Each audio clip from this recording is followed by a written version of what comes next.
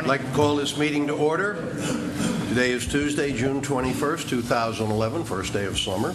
It's 9 a.m. We're at the Palm Coast Community Center for the regularly scheduled meeting of the Palm Coast City Council. Could you please rise and join me in a Pledge of Allegiance?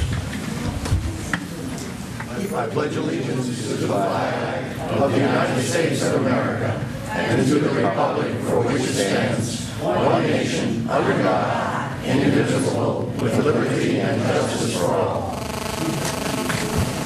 Thank you very much. Roll call, please. Mayor Nentz? Here. Vice Mayor Meeker? Here. Councilmember DeStefano? Here. Councilmember Lewis? Here. Councilmember Mormon? Here. Mayor, all members are present. Thank you very much. First item on the agenda is the approval of the June 7th City Council meeting minutes, the June 14th City Council special meeting minutes, and the June 14th City Council workshop minutes. Are there any additions, corrections, or a motion to approve? Mr. Mayor, I move the motion be approved.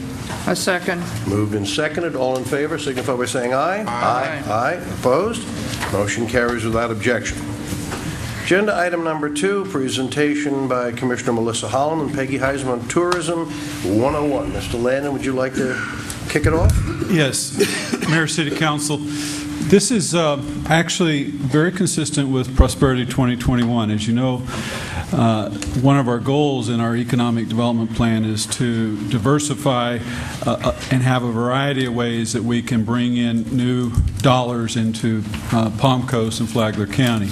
And obviously tourism dollars is one of those. And so we are working with the Tourist Development Council, which is a county organization through the Chamber, to do exactly that. You see on your agenda today, you're going to have an opportunity to approve an interlocal agreement for some grant dollars to build fields for at our sports complex to encourage tournaments. The TDC's helped with things like tennis center, golf. We have a lot of things we're working together. So this is one of those where a partnership we're trying to strengthen. And so Melissa Holland, who is obviously a county commissioner, but also the chair of the Tourist Development Council, and Peggy Heiser, who is the vice president at the Chamber in charge. She's actually kind of the guru of tourism here. Is that a good term? So we're very privileged to have them come and talk about their efforts and how we can work together to bring new tax dollars, not tax dollars, new dollars into Flagler County. Thank you. I'm Melissa Holland. I'm a Board of County Commissioner, also the chair of the Tourist Development Council. Thank you for having us here today. As Mr. Landon alluded to, Peggy and I have been going around the whole county in an effort not only to introduce our tourism efforts to local leaders, but our government partners in an effort not only for an education process, but for you to now go out into the community and be ambassadors on all of our efforts that we're trying to accomplish. So we're here today not only to educate you, but hopefully the public, and it's nice to see everybody out here. It's kind of nice to see everybody attend our government meetings. But for them to understand how tourism works, the mechanism, and truly understand why this is a great opportunity for Flagler County, not only not using tax dollars, but it's a way to promote economic development and to enhance your efforts in your Prosperity 2021. So, Flagler County Tourism, TDC and how it works. The Tourist Development Council is made up of 9 members. One is a Board of County Commissioner appointee, 2 City Council members, 6 tourism industry business leaders. Councilwoman DeStefano is your representative on our board and has served in that capacity for some time now and has been a great addition to the council. What we do, we direct Flagler County Chamber of Commerce in the promotion and development of tourism. Now, I will tell you, about 5 years ago, the Tourist Development Council and the Board of County Commissioners entered into a contract with the Chamber of Commerce. Now, Peggy Heiser is housed and her staff underneath the Chamber, but she is a direct consultant to the Tourist Development Council and the Board of County Commissioners, so she doesn't directly work under the Chamber, and she'll tell you about a lot of the initiatives underneath the Chamber, which benefits the entity as a whole. So the Board of County Commissioners is the one that ultimately ratifies the Tourist Development Council budget as well as the promotional campaign. So what is a visitor rental fee and why is it so important? The visitor rental fee is anyone that comes into our community that stays in a rental for less than 6 months, that rental is assessed a fee. And it goes to the state. We contract with the Department of Revenue. We do not do it in-house collection. We've looked at that. We've assessed that. It's not cost-effective. We're not large enough to do that. So for no cost, the Department of Revenue collects this 11% fee. Now, we get 4% back for our tourism efforts, and the remainder of that comes back for sales tax. Why is that important to this? Well, municipalities benefit from those sales tax efforts. So every lodging associate or campground also benefits, because the more people we put in our hotels and our lodging associates, not only do they benefit, our restaurants benefit, our businesses benefit, but it gives us more revenue, which allows us to market our community even further. So if we're not doing our job, we're not only failing the business community, we're failing our lodging associates, but we're really missing out on a great opportunity to market our county even further. So it is split up between 3 different funds. Now, about 2 years ago, we have, it's about a year and a half ago, we amended our policies to 2 of these funds, and again, it is divvied up. We are followed by state statute, so we have to spend these monies according to the state. And we've worked within those guidelines, but we've also been very creative on how we've amended our policies to fit our strategic plan and the model that we've built up over the last few years. 22% of the revenue generated from the visitor rental fee goes back into the capital improvements. Capital improvements, the policies that we amended, only government agencies and municipalities are now allowed to apply for those funds. And we did that because we wanted the public entities to not only benefit, but it will always be in public lands. And again, it's a benefit to the public overall. So that's changed quite a bit. We have had 3 different applications for the capital funds since we have changed. One of them was the restoration to the Flagler Beach Pier. They received the grant dollars to restore the pier. The pier is one of our greatest assets in Flagler County, just like many of our assets you'll hear about today. The other is the municipal marina over at Marineland, and that's being constructed now and will be a benefit overall for the community for different vendor agreements that we're trying to establish within the community. And the third, I'm happy to announce, was last night the Board of County Commissioners unanimously approved the new Indian Trails Middle School sports field upgrade. And why that's important, obviously, is because we're really trying to get into the sports niche market.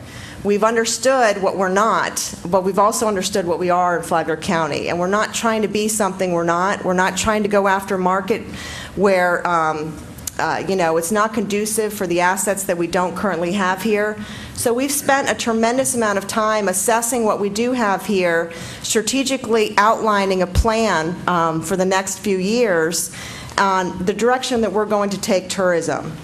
The next part of the budget is the 110 promotions. That's really primarily Peggy's budget. Peggy develops a budget on an annual basis, which she brings before the Tourist Development Council as well as the Board of County Commissioners for approval. Now, that 1% additional bed tax, that visitor rental fee, will go towards Peggy's budget. What we've also decided is we have to tell our story and we have to market ourselves. Instead of putting all of our monies into our infrastructure, we felt it more important to market ourselves in the upcoming years, which will bring visitors here to our community, understand why it's so special and so unique, and hopefully keep coming back. Once we establish that base, we'll continue to build on our tourism efforts, as I said earlier, with vendor agreements. Special event grants. You've heard a lot about that. Those policies were amended as well about a year and a half ago.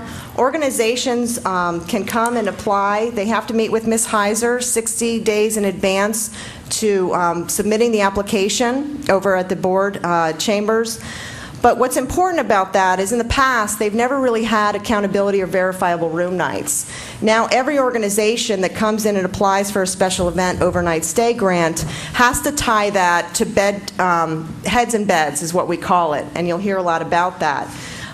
In order for them to receive the dollars, those are reimbursable dollars, they have to not only show the verifiable room nights, they have to submit reporting as well as market outside the county, and that's important. For instance, we had a doctors convention come in for the last couple of years.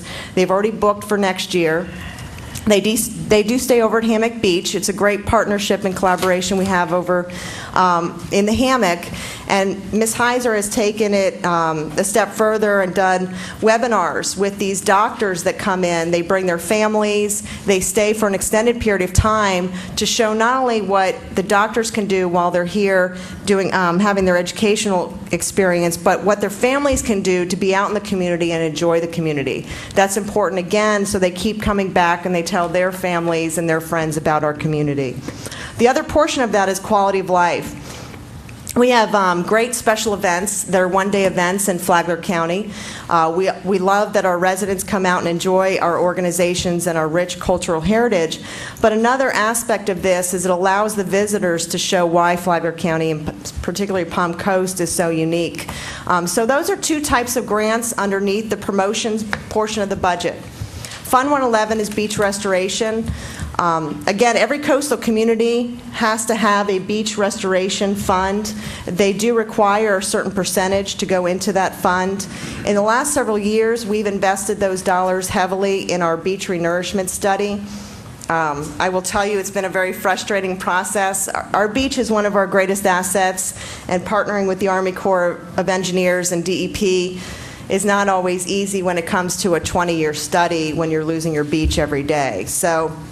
But we understand in order to get into the federal system, we have to continue with those efforts and continue with those steps. But for anyone that's frustrated and gets frustrated with government, I can certainly understand why. So what are our common goals? We protect the environment by preserving our natural resources. The county has a very rich, environmentally sensitive land program. We've been able to preserve a tremendous amount of our acres.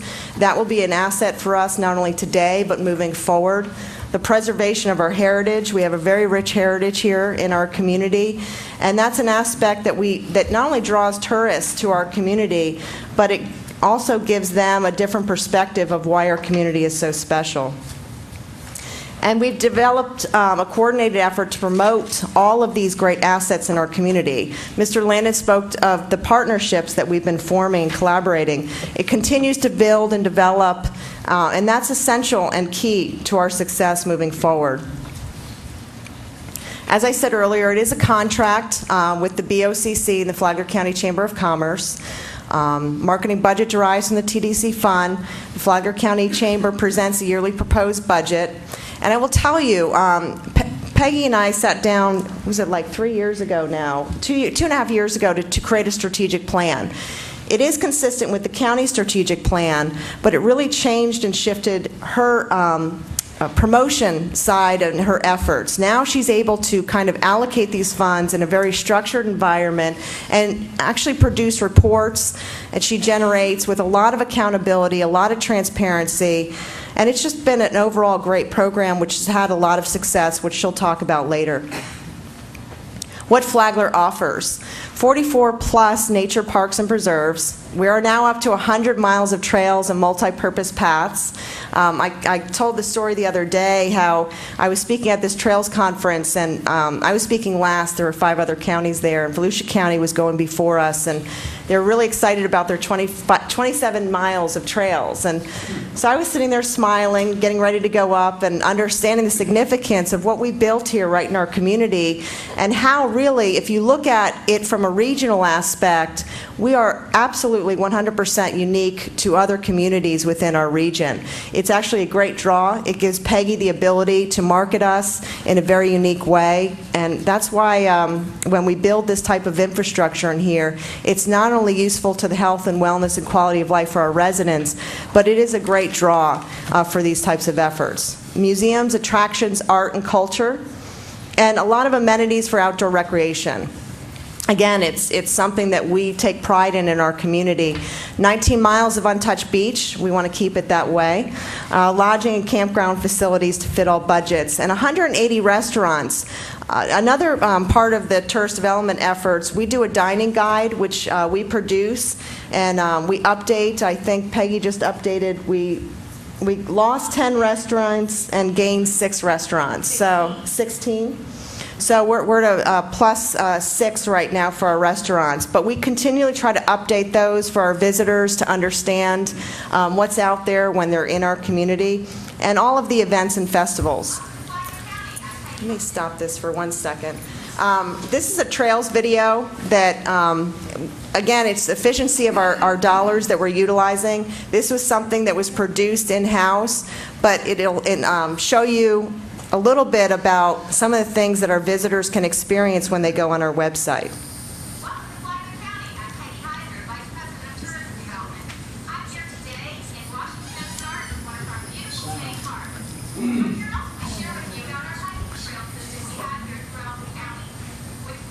I don't know if anybody can hear it. I can. You can? Amazing things. We're going to invite an expert to come on and give you some amazing tips about hiking, as well as share some of these great experiences you could have while exploring our hiking trails.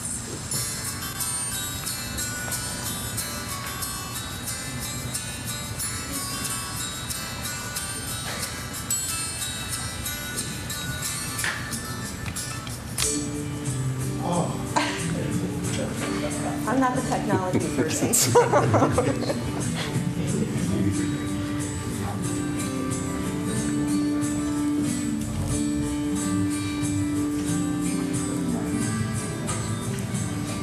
I'm with Danny Lippy, Master Naturalist Instructor with the University of Florida. Danny, welcome.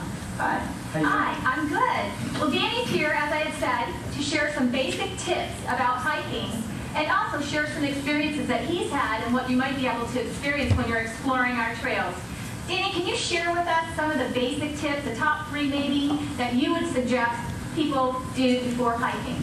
All right, definitely. With Florida and hiking, you want to take care of the sun. You don't want to have too much sunburn, so you want to wear a hat. You also want to wear something that covers you up pretty well, like a long sleeve shirt that's of nylon material so it breathes really well. Also, especially with the sun, you're going to get thirsty. So bring some water. I've got a pretty big bladder in my backpack right here, so at least 32 ounces, and that's going to keep you And then, if you have any kind of dietary needs, sugar or anything like that, you know. And then, for me, I always bring along a bird guide, because I'm always looking at birds and I want to know what's around me, and there's a lot out here. So Danny, it's great that you mentioned a birding book, because in Flagler County we have 6 trails that are on the Great Florida Birding Trail offering amazing sights. I think we have now 406 species that have been identified here in Flagler County. So we're all ready now, aren't we, to go experience some of the hiking trails? I believe we are. Can't forget the water. H2O.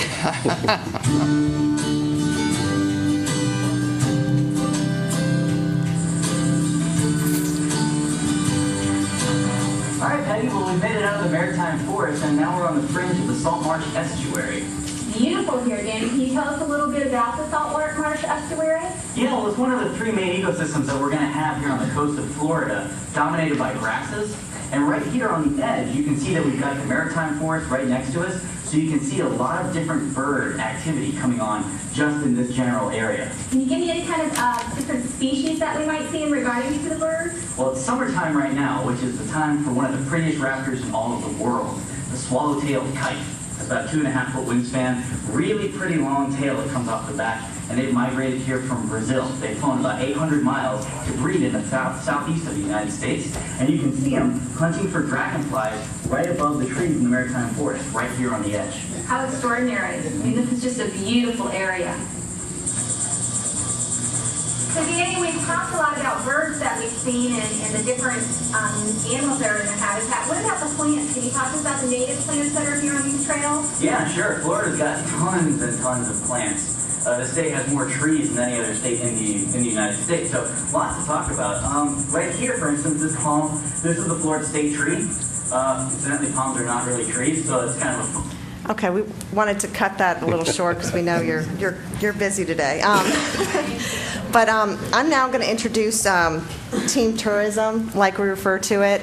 And I'll be up to answer questions if you have at the end of the presentation. I do want to take a moment and really thank the City Council and the City of Palm Coast. You put such an extraordinary effort into creating such a high quality of life. It's easy to market this community. As a 25-year resident, I can tell you I still wake up every day and walk outside and really appreciate the value of what you're contributing, and certainly always think I'm on vacation. So I hope you feel that too and really appreciate that, and wanted to thank you for that. Now I will turn it over to Peggy Heiser, and she will finish the rest of the presentation. Good morning. Peggy Heiser with the Flagler County Chamber. I would like to say, first of all, I was hoping that they would drop in the cycling video, because that has a lot of the beautiful trails that you have throughout your city, and I'm not the narrator of that one. So I'm sorry you had to experience that. No, it's actually, we have 4 of those mini videos available on our visitflagler.org site, which is the tourism site, and we get a lot of click-through on those videos because the visitor wants to be engaged, and it gives them an experience and a glimpse into what we really have here, which is absolutely beautiful. So. Team Tourism, as Melissa had alluded to, we do have a contract with the Tourist Development Council and the Board of County Commissioners to do the marketing for tourism in this county. I am the Vice President of Tourism Development. I've been with the Chamber going on 6 years, can't believe it. I actually was the first piece of beginning to market the county. They hadn't marketed it effectively and really strategically before hiring my position, and I think we've come a long way in a short time.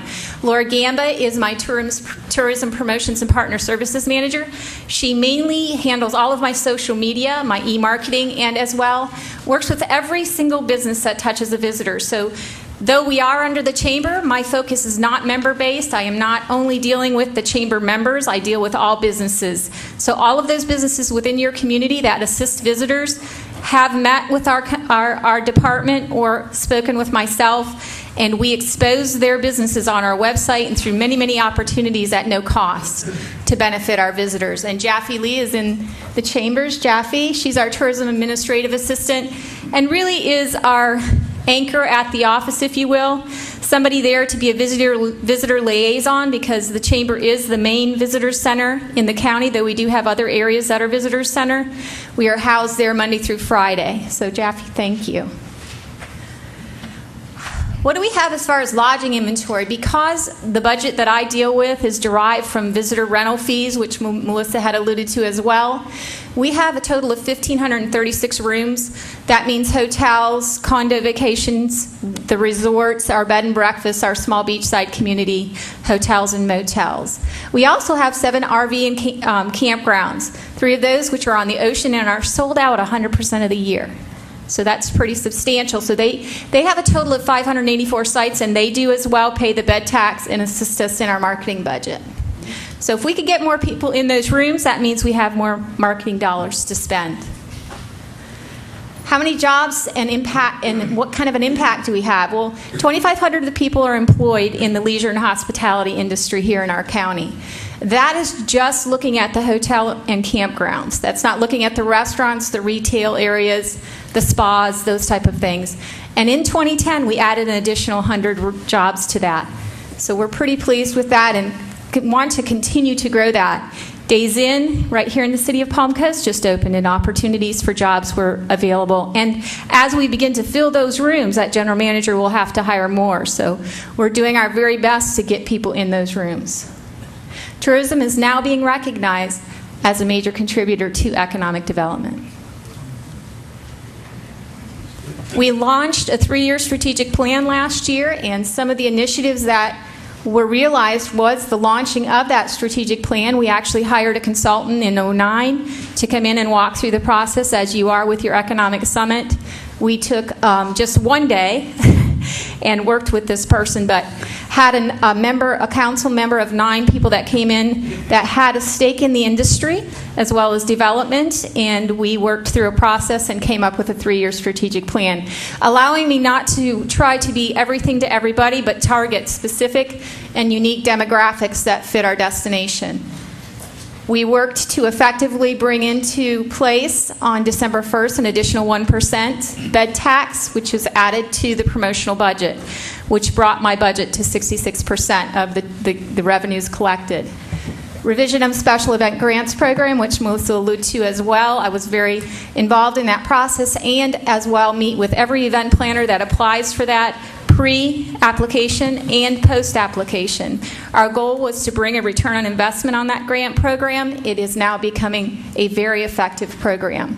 Collaboration between the municipalities and county entities, these type of opportunities, gives us an opportunity about conversations that may not have occurred in the past. I believe the City of Palm Coast and our relationship has grown tremendously in the past 2 years, and I feel that we're going to continue to grow that even stronger. What are our marketing focus? We realized we're not a meetings market, so 100% leisure based on research is what we're seeing. Vacation, people come here to vacation. They enjoy our beaches. 85% of the people that come into our community by surveying enjoy our beach. They go to the beach. Ecotourism and golf is a major market for us as well. That market has been developed fairly well in the past 5 years. I spend money on marketing for that, but not a tremendous amount. Sports events is the niche market that we are really focusing on, as well as ecotourism, to develop those even greater. I market to the 6-hour drive market. When the economy took a dive in 2008, we decided to really look at how we're marketing, and I pulled back on the northern marketing, though we do some, and decided to begin to really focus on that 6-hour drive market, the Florida residents market. And our Canadian visitors has increased greatly, so we're kind of aggressively going after that market for the snowbirders, and we're seeing that increase with our changes. How are we marketing? Several ways. Marketing is all about integration. You know, a lot of people say printed isn't the way to go, but we have to remember that those baby boomers are still looking at the newspaper every morning, and they're still looking at the publications. So we have to market to every single generation still. So we're looking at print, web, television, radio. As you can see that. Social media is a major, major market right now.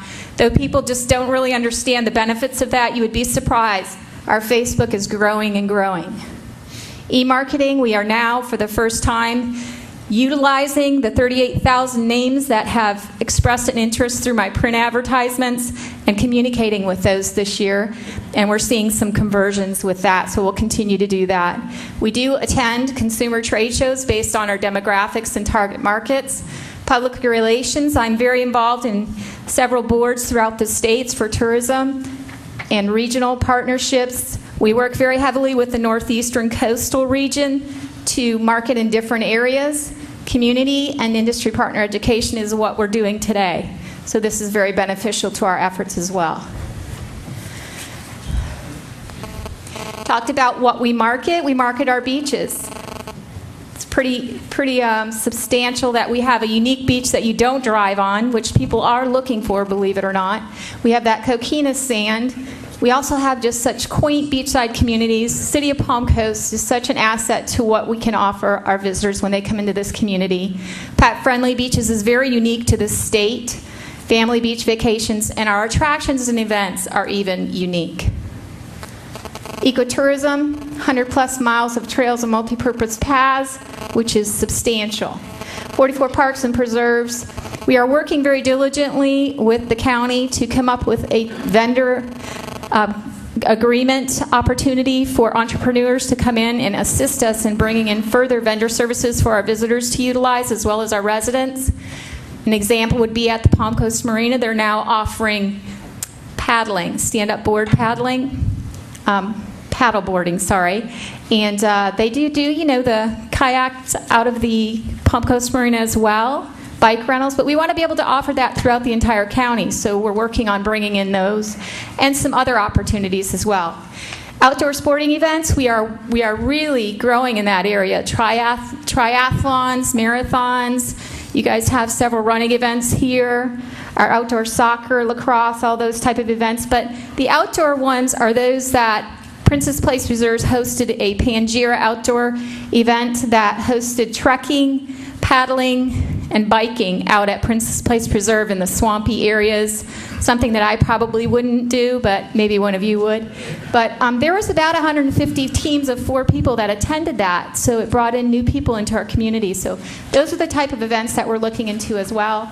And the opening of the Marineland Municipal Marina is, to me, a spoke in the wheel out in Marineland. The town of Marineland is attempting to build a destination within our destination, and I believe they'll be successful. And there are some really neat things going on out there. Sports. As Mr. Landon had alluded to, you do have an exciting adventure coming up, which we're really excited about the enhancement of those facilities over at the middle school. We know that the events there are already tremendous, but by being able to offer additional fields, that's going to allow us to assist the city in bringing in larger events. We want to open that partnership up. We want to be involved when these people come in prior to their arrival so that we can get visitor packets in their hands. So not only can they come in and enjoy their soccer and lacrosse events, but afterwards perhaps stay the night and enjoy the destination as a family. Get out into our restaurants. And so what we're doing right now is we are in the second year of this, and we have developed a sports committee of 6 people. Luann, your Parks and Rec director, does sit on that committee and assist us with the city's efforts. So we are working towards county-wide calendars so that we know what events are happening and what periods where, so that we can fill those time periods that have nothing going on. We want to make sure that those slower periods, our businesses are seeing a pickup in business and our hotels are getting revenue from that. We are now completed with a facilities inventory sheet, which will be available on our website within the month. And we're continuing to research the types of sporting events to engage in. We need to know what we have before we can go after what we can attract. So that was our first step, and we're continuing to move forward in those. This is a glimpse of the homepage of visitflagler.org. I'm hoping that many of you have already gone and perused this site. You'll see the quick links. We do have a special event that's coming up in July that the entire county is involved in, and the city of Palm Coast is hosting their portion of that event on Sunday. That was a collaboration, and the TDC had asked me to get involved in assisting and marketing that as a community event. So on that page, if you were to click that button, you would see the hotel offerings that are available, as well as every day, Friday through Monday's events. We are seeing quite a heavy click-through on that. So my hopes is that you'll see that grow. As you had, beat me to the punch, Mr. Landon got his Trails Guide out before mine.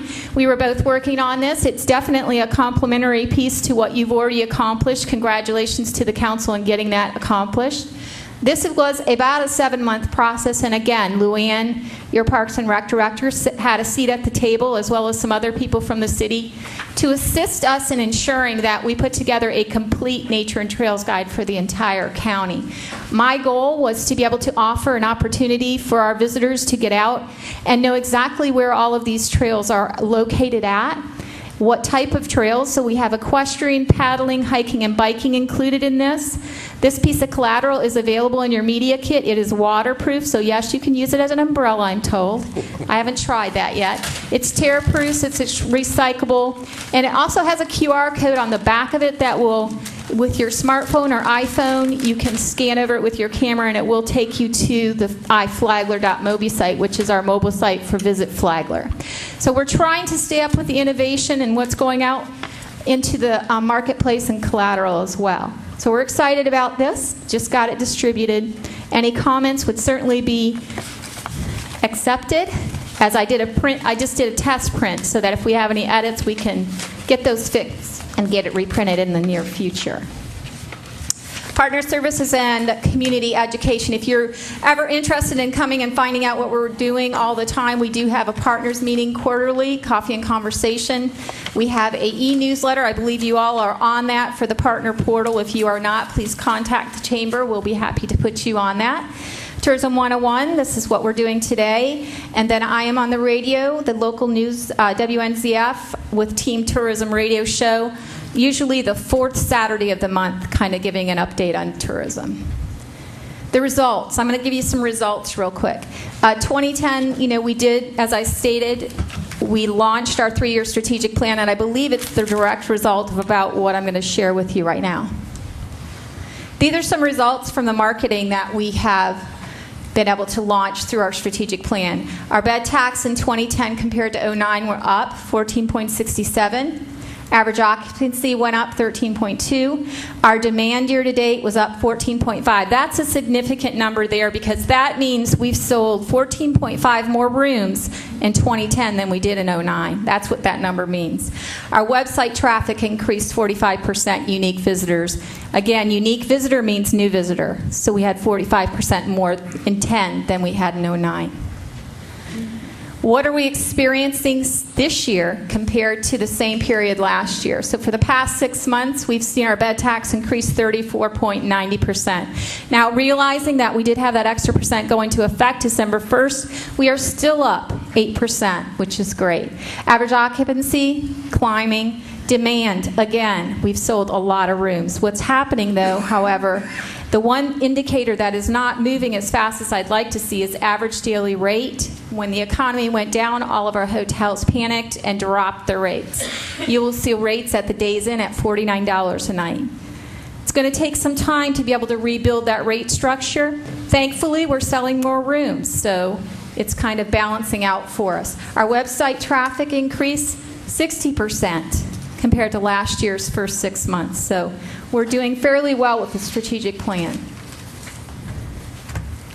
Again, some resources if you're interested in further information or staying on top of what we're doing throughout the tourism industry in Flagler County.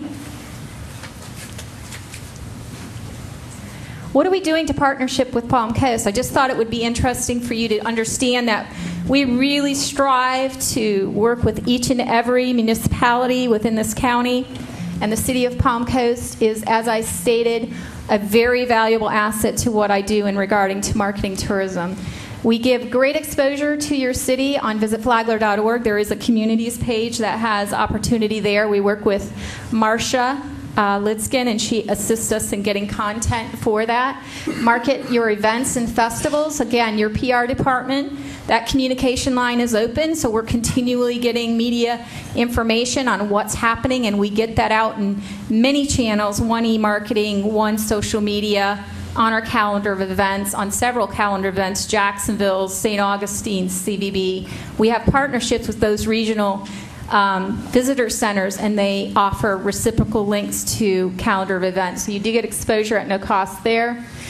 We include city trails and parks in collateral website and state website. That means that Visit Florida just launched a trails site. Visit Florida is the state marketing arm for tourism, and we have now asked them to put our trails on their website. It took us some time to get there. They want specific information, but you will see those being uploaded here within the next month. So now you'll be getting state exposure as well as local exposure.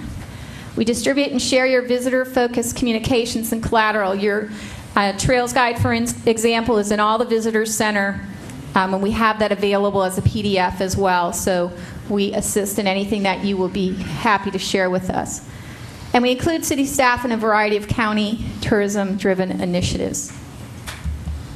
So I want to thank you for your partnership. I'm looking forward to continuing to build that momentum. I feel like it's timely, and we are very pleased that you've given us this opportunity to come before you. If we have any questions, Melissa and I will be happy to answer those. Council questions? Yeah. Mr. Meeker. There's three funds, 110, 111, what's the other one? 109. 109. Do you have a rough ballpark breakdown of what each fund is doing, in the budget for 2011? You mean how much revenue it generates? What you're expecting for 2011 in each fund? I know, well, with the new percent, it's about $1.2 million. Total? And then distributed between the Yes. funds? I was a little confused about the breakdown. As I first heard it, I heard 11% collected by the state, 4% distributed back to Flagler County, and then later on I heard we just added 1%, which kicked us up to 4%. Are those We were at two different 3. numbers? Or? We were at No, 3. we were at 3%. We were at 3. Yes. Okay. And I'd like to compliment you for the technologies. The iPhone is a great way of handling things. I keep the Autobahn's Wildflower Guide and bird guide on my iPhone. And just for anybody else listening, if you're looking for an interesting book, I was listening to that Mr. Lippy's presentation on the coastal ecosystems and all that. There's a great book called Ecosystems of Florida by Ron Myers, which is probably one of the most authoritative reviews of those kind of the ecosystems throughout Florida, covering everything that I've ever seen. So congratulations. Good stuff. Thank you. Melissa, Peggy, thank you very much for taking time to be with us today. Thank you. Thank you.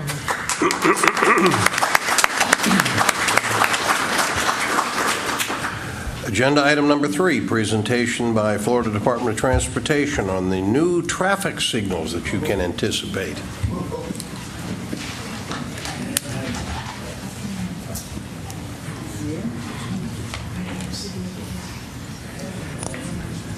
Good morning. Good morning. My name is Steve Homan. I'm with the Florida Department of Transportation, the Traffic Operations Office. I am a layman. I'm not a traffic engineer, so if you have a lot of technical questions, I think Mr. Boggs or Mr. Bowden is probably the person you want to speak with. You may have received copies of a fact sheet, or no? No? Yeah, I think we had it as an email. If not, I'm going to give each one of you a copy.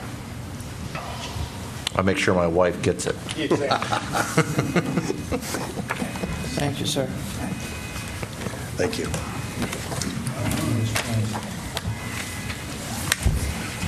Thank you.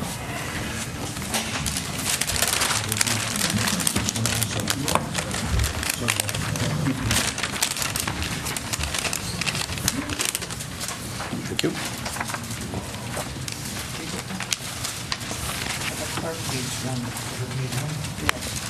At the end, very end.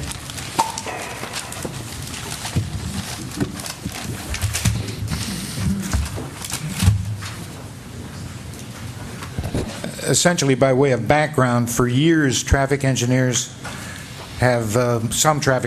have been concerned about what they call the permissive phase on left turns. In other words, when you have a red arrow to the left, everybody knows that means you stop and don't proceed. But when you have a full green, quite frequently that means that you can make the left turn, but only after you yield to oncoming traffic, which also has a green.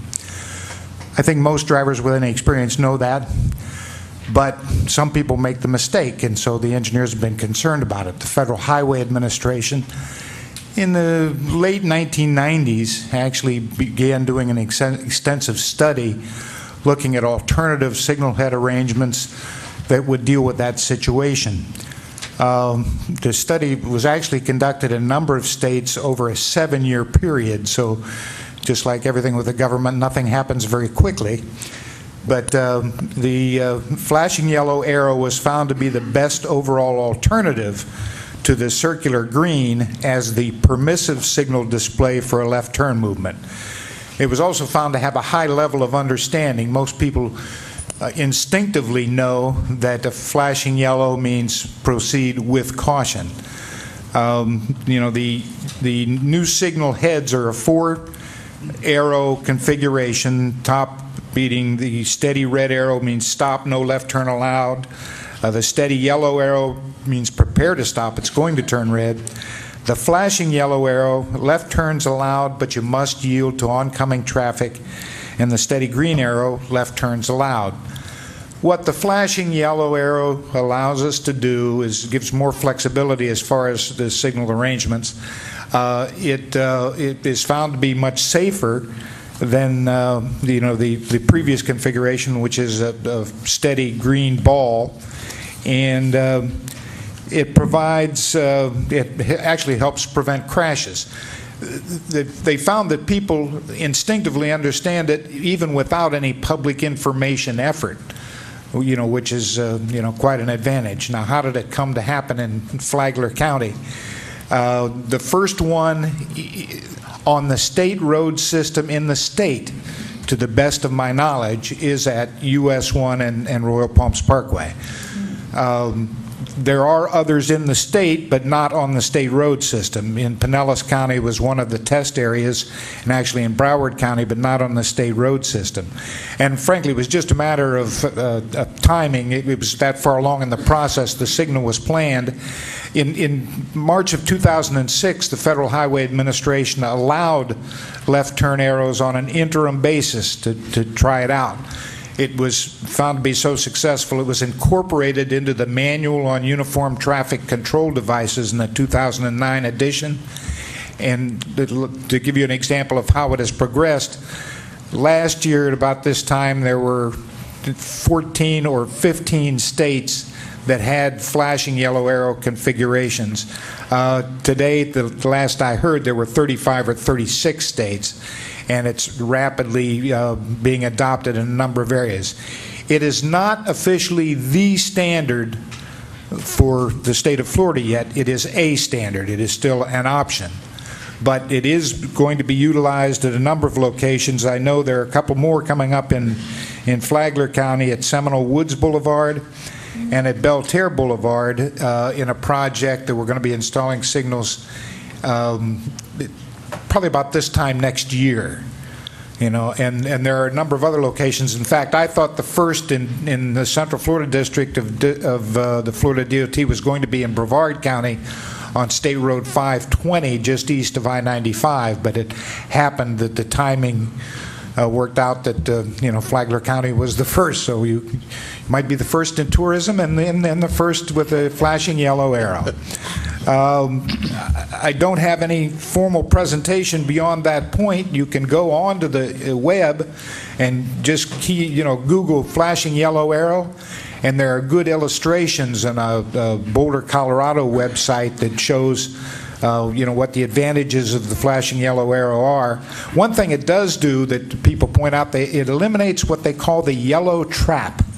The yellow trap is whenever you're proceeding and you have a green light and it's turning, it's going to turn red, so you get the orange or yellow, and then it turns red, and you assume that it's also turned red in the oncoming direction, which is not the case. And there are a significant number of crashes as a result of what they call the yellow trap. The flashing yellow arrow completely eliminates that. Not to mention gives you the flexibility. You can have the flashing yellow arrow on, for instance, continuously overnight, and you have more opportunities for permitted left turn movements. That's pretty much an overview. If anybody has any questions that are not too technical. Sir. Meeker. I'm the perfect guy for the not too technical questions. Are you promoting any signage on the side of the road to help explain these things to people that are not listening to something like this, or who don't get access to that? Signing is an option, but the studies have shown that supplemental signing is not necessary for people to instinctively get it. But there have been instances where they put up signs, and I think, until it becomes adopted as the standard, that may be done in certain circumstances. But at Royal Palms Parkway, we observed it after it was implemented, and nobody seemed to have any problems. There was not a single instance of someone who was obviously confused. But signing is an option, but it is not considered to be necessary. Are these lights LED based? That I don't know. Bob? Okay. So does that mean that there's a retrofit option to an existing three-light system where you could take the left turn arrow and replace the left green with a green and a yellow in the same bulb? No. We would not opt for the three bulbs option. It would be a 4-bulb system, so that you have the red, green, steady yellow, or red, steady yellow, flashing yellow, and green. We would have 4 heads. So we'll only do these where we're putting in new signals or rebuilding an existing signal. So there is no retrofit option to exist. Otherwise, the cost of replacing a 3-bulb to a 4-bulb, I imagine, is considerable. That's why I say it would be. They're not going to do it just in mass. It would be done as signal heads are replaced. Other council questions? Yes, sir. Mr. Mormon. I had heard that if an individual get the flashing yellow, and for whatever reason they are intimidated by it, they don't care to make that left turn, eventually, if they sit there long enough, I don't know if it's based on an embedded sensor in the roadway or what, but they will eventually get a green left arrow. Well, you eventually get a green left arrow because you're going to have green, you're going to have a protected phase in most instances, so that you're going to come up to a protected phase where you get a green arrow.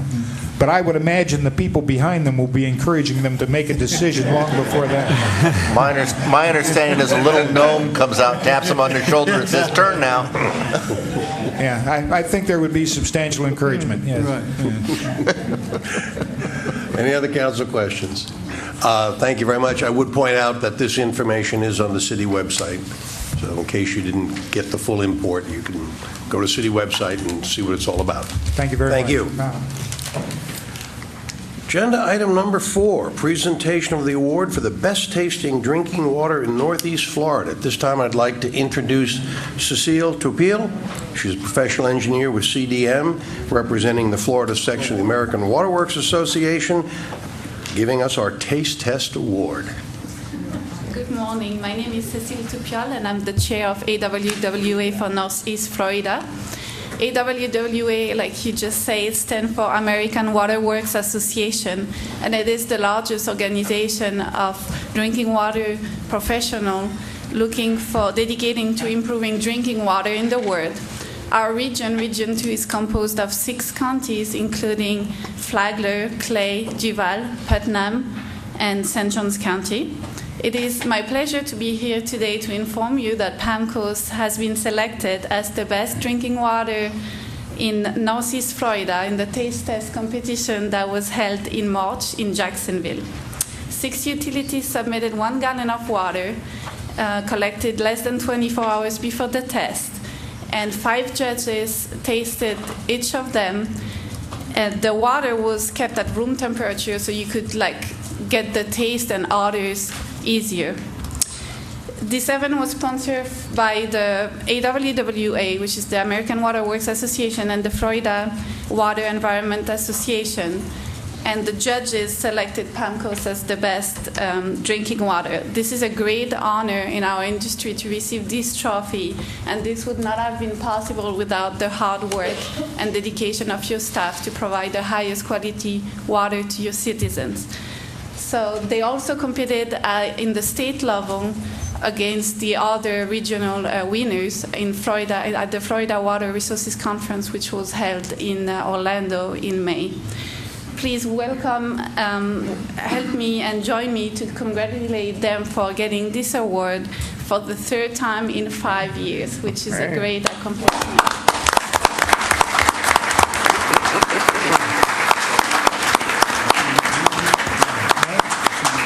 Jim Hogan, Water Operations Manager for the city. I'd like to thank Cecile for being here today, taking time out of her busy schedule to present us with this award. I'm very proud to accept it on behalf of the entire Water Operations team.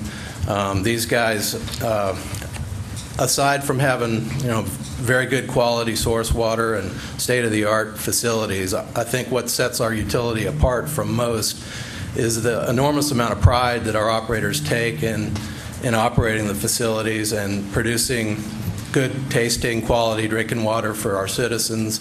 And I just can't say how proud I am to accept this award on their behalf. Thank you so much. Thank you.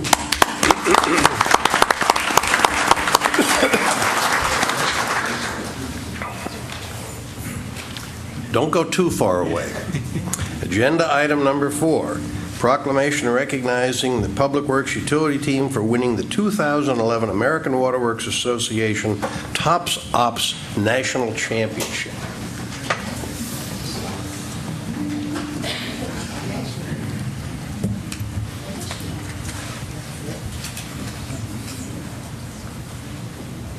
don't get good tasting water by accident. It comes as a result of hard work.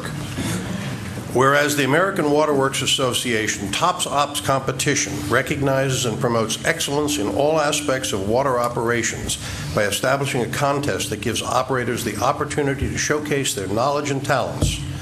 And whereas the contest encourages continuing education through study of topics that include science, hydrology, chemistry, public health, sanitation, plant maintenance, and process control.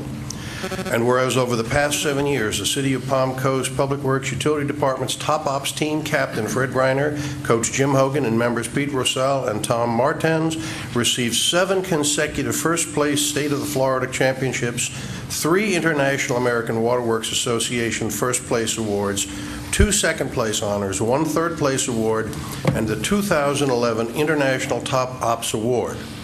And whereas in 2011, the City of Palm Coast received the International Top Ops Award, and whereas the City of Palm Coast Top Ops members are the only 4-time national champions, and whereas Palm Coast Top Ops team, affectionately known as the Water Boys, represent their fellow Public Works Utility Department colleagues and the entire community exhibiting excellence, professionalism, and dedication. Now, therefore, be it resolved that the Palm Coast Mayor, City Council, and all residents honor the Utility Department's Top Ops team outstanding contribution to their profession and express the gratitude for creating enormous pride across our city.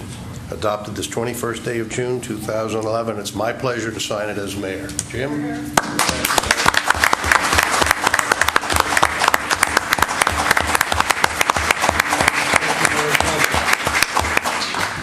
Thank you, Mr. Mayor, members of the council, Mr. Landon. The competition this year was especially intense. We had a new team.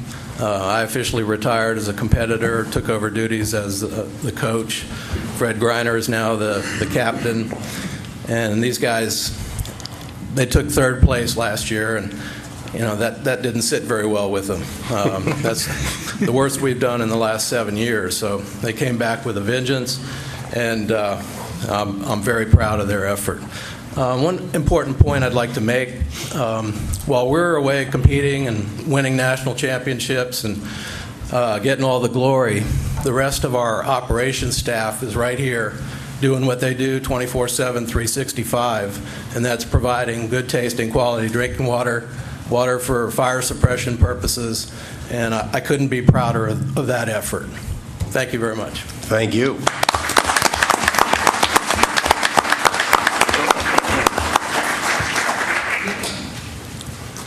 Agenda item number 6, presentation on city budget and finances. Mr. Landon? This is the ongoing series. Ray hasn't put anybody to sleep yet, so we decided to ask him to come back. No. As you know, we are in the midst of budget season. Here very shortly, City Council will be presented with the budget proposed by staff and some options this year. We have been trying to provide an overview of the process. Two meetings ago, Ray kind of did an overview of municipal financing, showed how simple it was. I think was just the opposite, show how complicated it really is. Last meeting, Ray talked about the revenue, and today he's going to talk about the other side of the ledger, the expense side. So Ray, take it from here.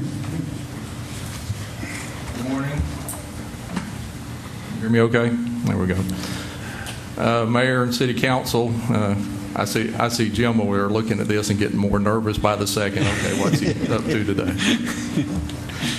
Actually, I ran across this after the last presentation. I wish if I'd have seen it before the last presentation, it probably would have been part of my presentation, because part of the point I tried to make last time is that especially when you get into things like property taxes, it can get very confusing. What things appear to be aren't exactly what they are. And I know having a finance guy quoting Machiavelli is probably kind of strange. Maybe I'll embark on a new career or something like Ray Britt, finance philosopher or something. But just for those that can't actually see this from where they're sitting, the great majority of mankind are satisfied with appearances as though they were realities, and are often even more influenced by the things that seem than by those that are. And we'll actually come back to this a little bit at the end of the presentation. Okay, but today, just to kind of refresh, we did go over some of the rules and regulations the first time. Last session we talked about revenues. Today we're going to talk about the individual funds. And then the next session on July the 5th, we're going to talk about some of our prior year budget reductions in more detail. As I go through this, when I get to a fund, if you have any questions about it, feel free to go ahead and interrupt me. It's probably easier to do it that way than try to come back to it at the end of the session. As I'm sure everybody remembers from the first session, we have several different fund types within governmental accounting, and we're going to go through each one of these individually. We have funds under each of these categories, and I will kind of go through them real briefly on each one, and we're going to start at the bottom, and we'll save general fund to last because that's always the fun one. Fiduciary funds include agency funds and trust funds. An agency fund is really just more or less a kind of a pass-through fund.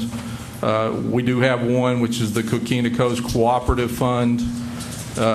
This is funded by the various participants in Coquina Coast, and the money comes in. We basically just do all the bookkeeping for it, and that's really our only.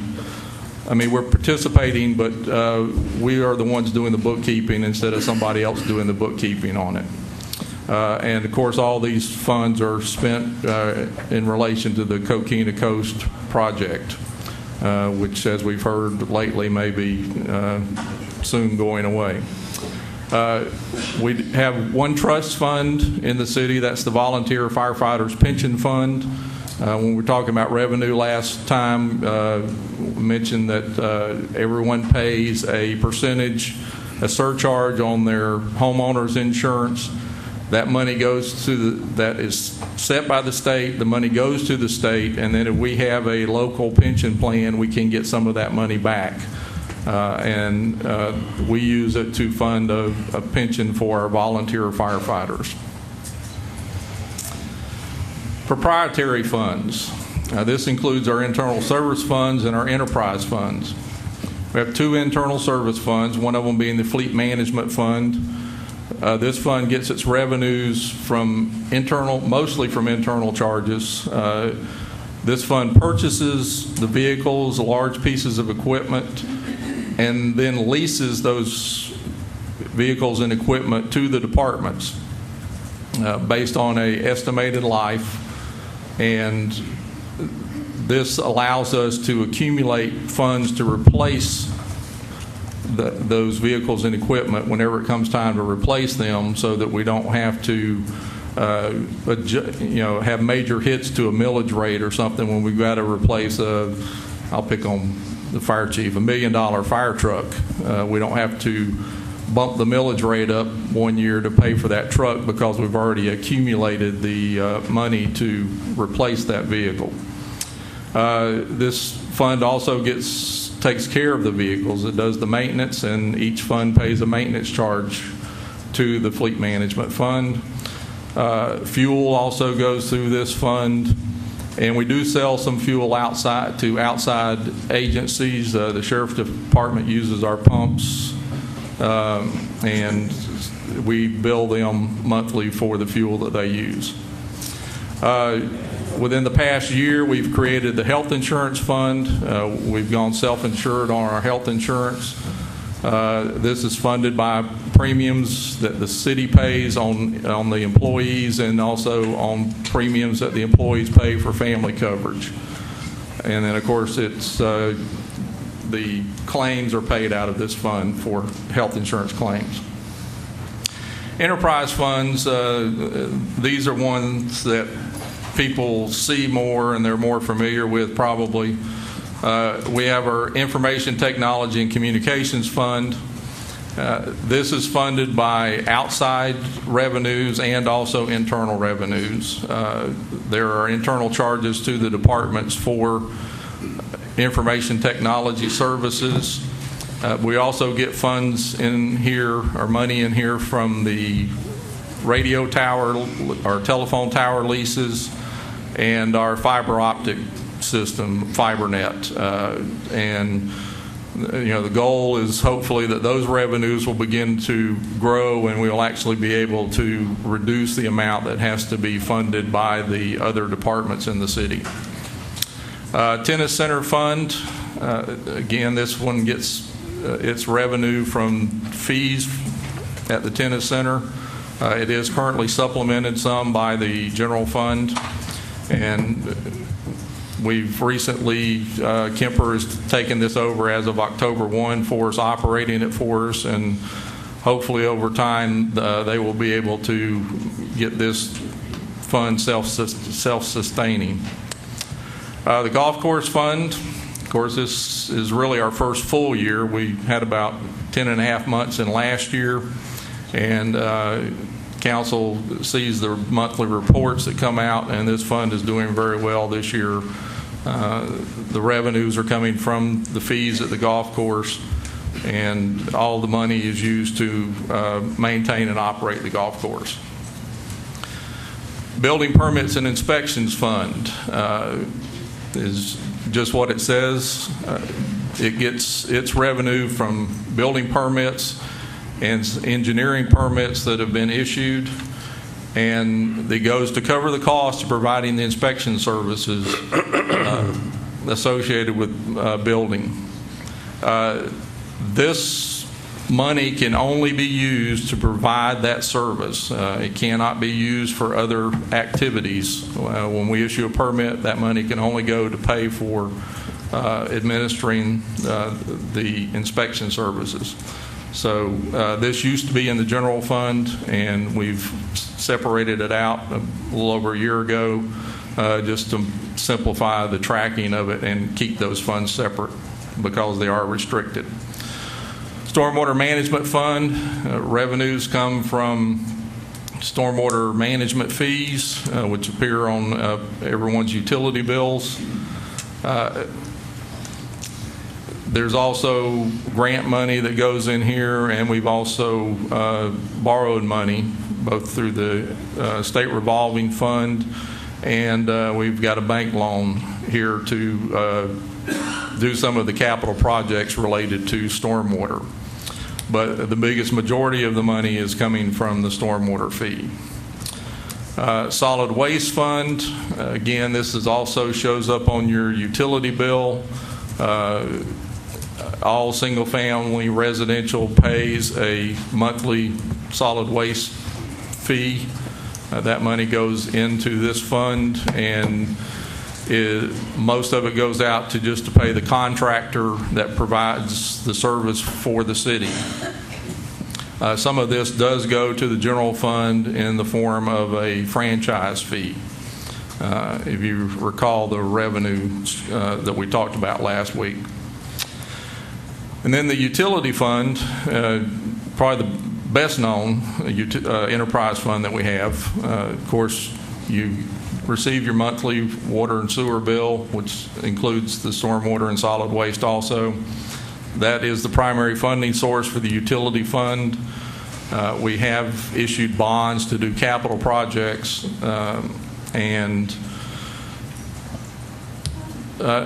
under the utility fund, there's a separate fund that's called the Utility Capital Projects Fund. This is where actually all of the major capital projects for utility are done out of this fund. This fund includes the bond money that has been issued. It includes water and sewer impact fees, and there's also a transfer from the utility fund to the Utility Capital Projects Fund that's called R&R transfer, or better known as renewal and replacement. And this is required by our bond covenants. We have to transfer 5% of the prior year's operating revenues to the Utility Capital Projects Fund. And this is to protect the bondholders because we have to assure them that we're maintaining our infrastructure in the utility fund. And when you look at the budget, you will see both funds identified. If you look at the financial statements, the Utility Capital Projects Fund is actually rolled up into the utility fund, so you won't see a separate column in the financial statements for the Utility Capital Projects Fund. Okay, then we get to governmental funds. There's several types of governmental funds. First one is the capital project funds, and accountants being very inventive, we actually named our capital project fund a capital projects fund. So, wow.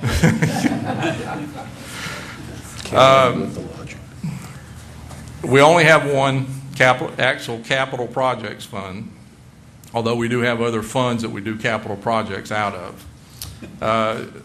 In the past, this fund had been funded by the a transfer of the part of the millage rate over to this fund to fund those capital projects.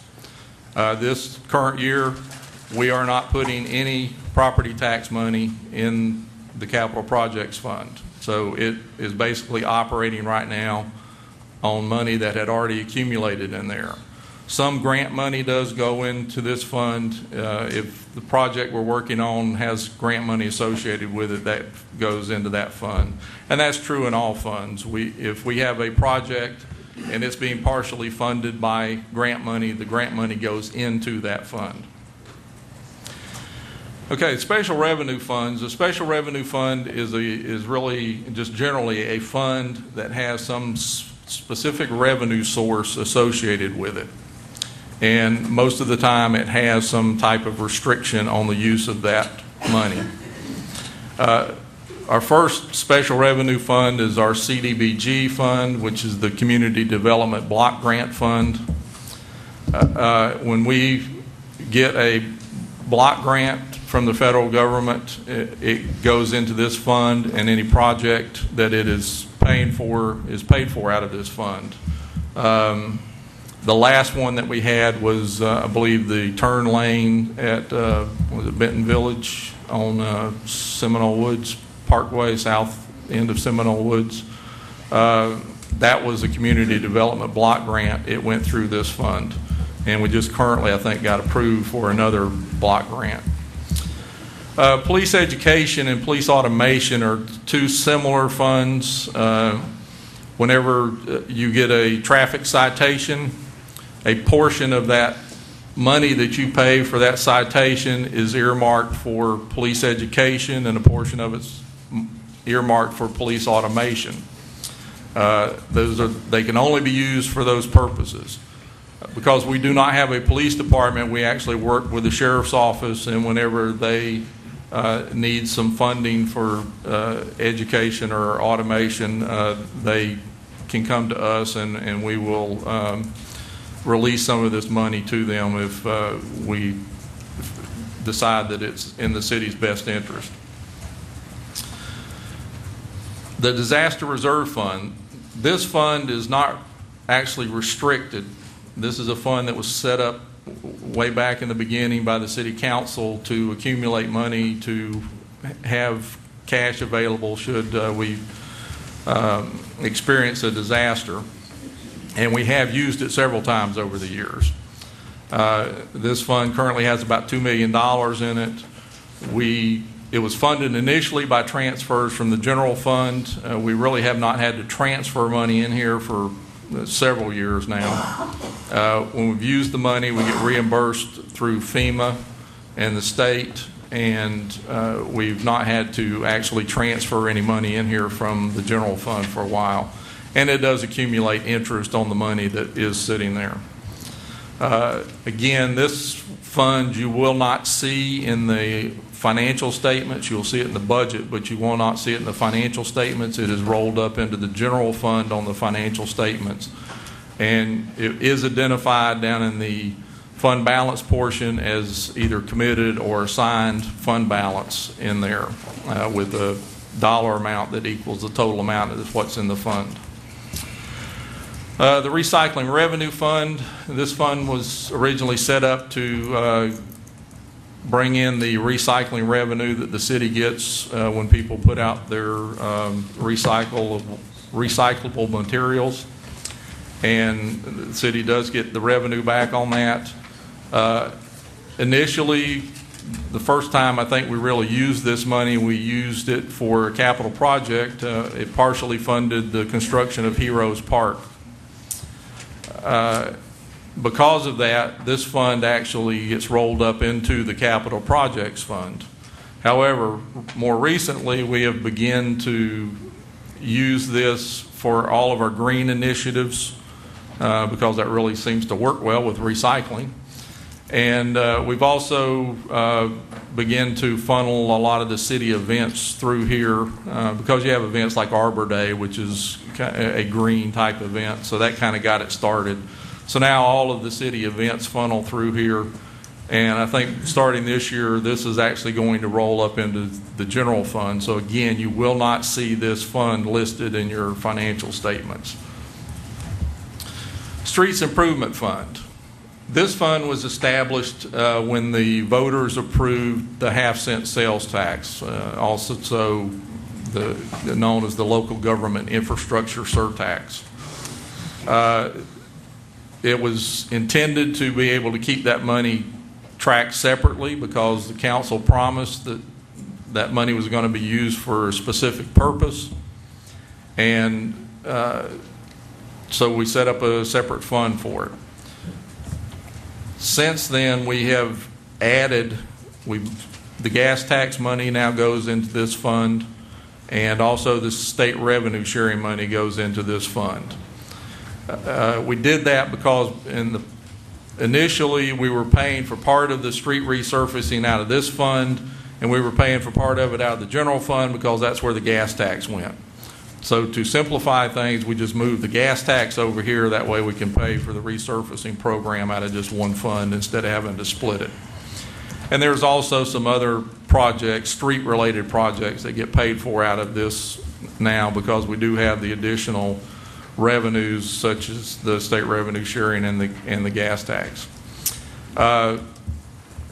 The infrastructure surtax, the half-cent sales tax, is restricted in its use. It can only be used for capital projects. It cannot be used for operations.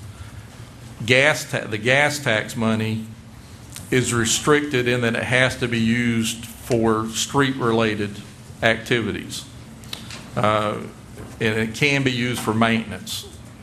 It doesn't have to be used for capital.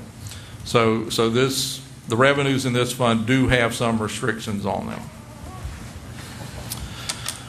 Other special revenue funds, we've got the park, fire, and transportation impact fee funds, and those are all exactly what they say they are. They accumulate the impact fees for these three types of impact fees, and impact fee money can only be used to increase capacity. It cannot be used for maintenance or operations. So these monies are kept separate.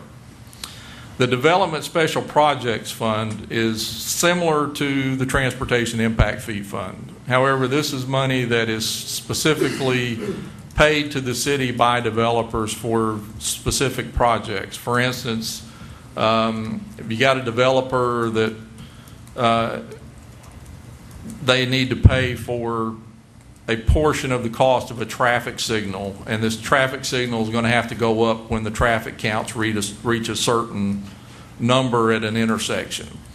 Well, a developer can't go in and put up a quarter of a traffic signal. So what they do is they pay the city the money equal to a quarter of the cost of that traffic signal. And then as other developers come in that area, they also pay their portion to the city, and when all the development is done and the traffic counts reach the number that they've got to be at, then the city goes in and puts up the traffic signal because they have the money accumulated at that point to do that. And there's also some sidewalk money in here that developers, again, pay to the city in lieu of actually installing the sidewalk. And then the city can come back later and do the whole sidewalk in that area. 2 neighborhood stabilization funds. One of them has been going for a while. The Neighborhood Stabilization 3 is new. And this all has to do with the stimulus money and where the city is, purchasing houses and or foreclosed houses and that type of thing, and reselling them and trying to get some of these vacant homes occupied. Old Kings Road Special Assessment Fund. This is the fund that is set up to provide the money to 4-lane Old Kings Road, which has partially been done. And as it says, it is going to be a special assessment against the property owners along Old Kings Road. It will initially be funded by a bond issue whenever the market allows us to do a bond issue, and then the bonds will be repaid by assessing the property owners. State Road 100 Community Redevelopment Fund.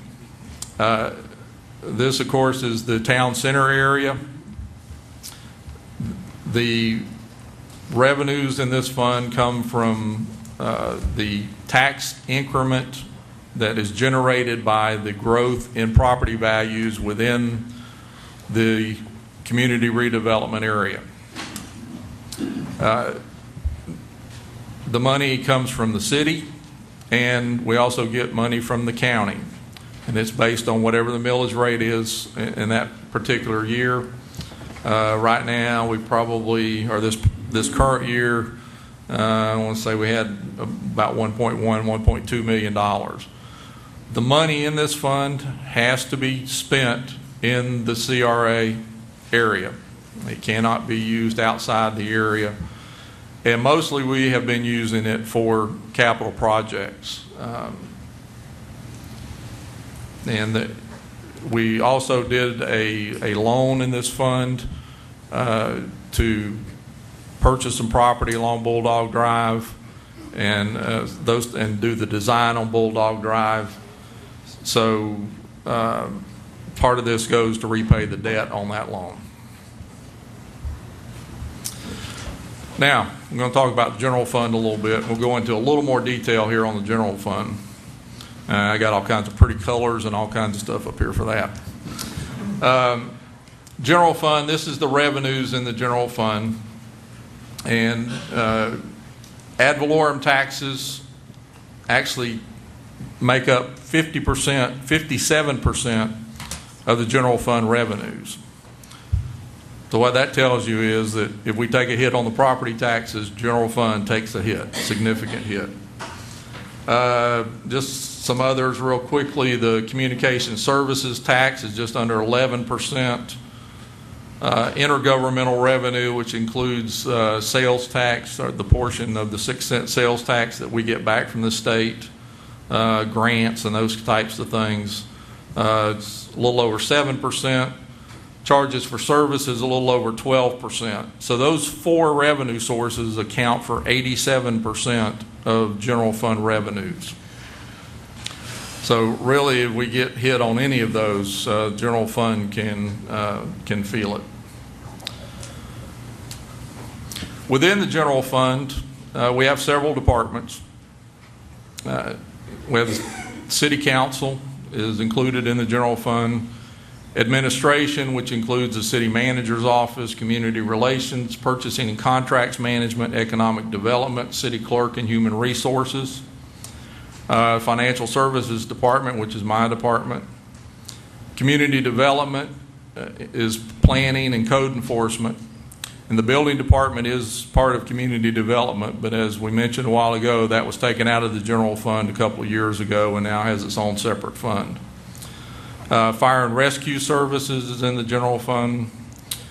Law enforcement, this is the portion that we pay for additional law enforcement services to the sheriff's office. Public works includes in the general fund includes streets and drainage, facilities maintenance, parks facilities. Engineering is in the general fund, recreation, athletics, and then non-departmental. And non-departmental is things like the transfer to the CRA fund, the tax increment transfer to the CRA fund, cultural arts grants are included in non-departmental. So there's a few things in here that really don't necessarily fit in any one department, and they go in the non-departmental. On the expenditure side, public safety, over 38% of the general fund is public safety. This would be fire rescue, and law enforcement would be the public safety portion.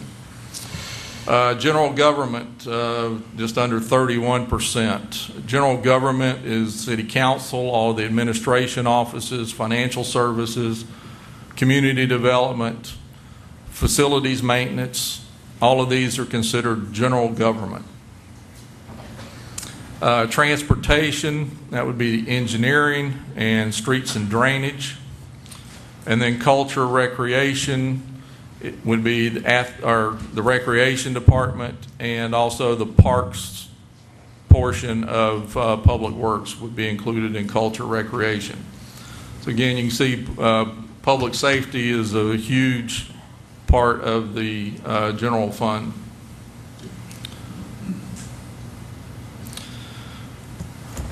Wow, I got through that pretty quick. That's a matter of opinion. But I'm not quite compared done to my yet. trip to the dentist. Don't get too excited. I'm not quite done yet. just to wrap this up,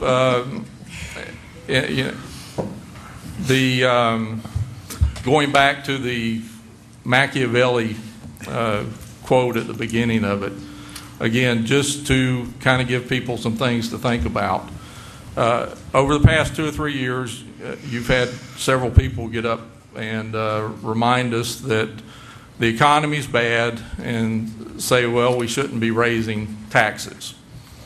And I believe that statement is partially based on the fact that people presume that if you raise the millage rate, everyone's taxes are going to go up. As we saw last week, that's not really the reality of it.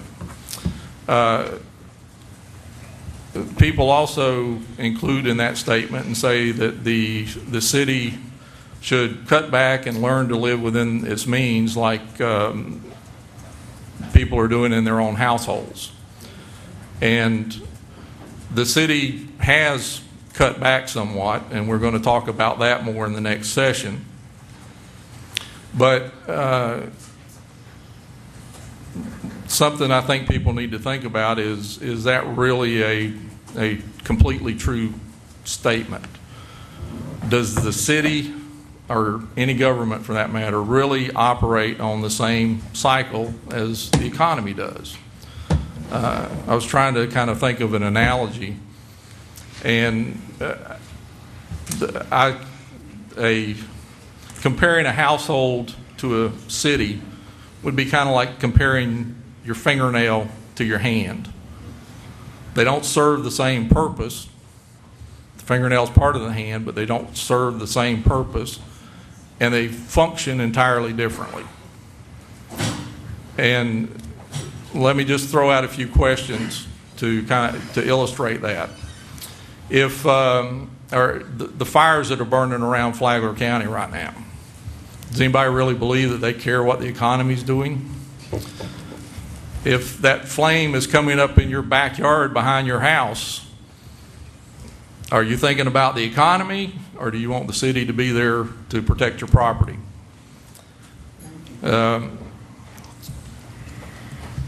When is grass not growing in the city right away right now because the economy is bad, or not growing just because it hadn't rained much lately? Does a litter bug consider the economic conditions before they throw the trash out of their car window? Do criminals create or commit fewer crimes when the economy's bad? Some people will tell you crime goes up when the economy's bad. That mean we need to increase law enforcement when the economy's down? And is law enforcement the only thing we need to increase? At the last Citizens Academy, somebody pointed out the fact that the schools are reducing the number of hours in a school day. So all these kids are going to have more free time on their hands. And they asked if the city was going to expand their recreation programs so that the kids would have something to do during all this free time. And then someone else followed that up by saying, oh, and by the way, are you going to offer reduced or free programs because some people can't afford to pay the fee to have their kids come to the recreation programs?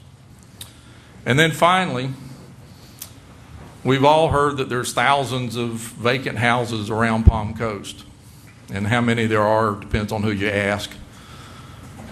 But if just one of those houses are next door to your home, there's broken windows, weeds are 4 foot high in the yard, pools turned into a slimy green mosquito farm, do you want less code enforcement or do you want more code enforcement? So going back to Machiavelli, everybody needs to ask themselves those kind of questions, decide in their own mind, not based on what I said or anybody else says, decide in their own mind what's appearance and what's real. Mayor, that's all I have. Ray, you are a philosopher.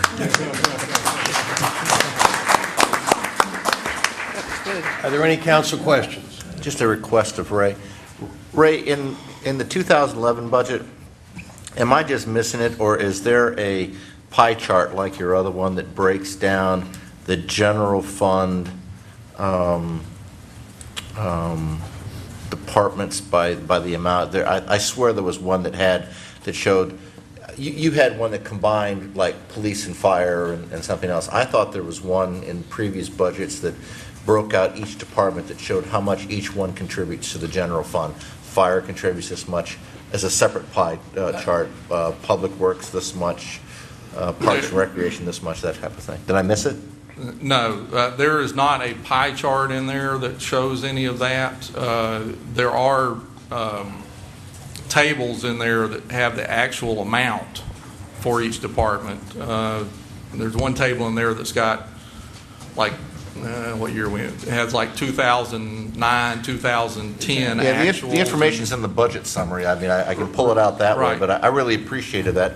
That other chart always helped give me a good visual to work with. Yeah, there's not one that actually breaks it down by individual department. There's really two expense pie charts in there for the general fund. One of them breaks it down the way I had it, which is by function. And then there's another one that breaks it down by category, which is personal services, operating expenses, capital, and that kind of thing. I thought just somehow I might have missed it, but okay, it's not there. That's fine.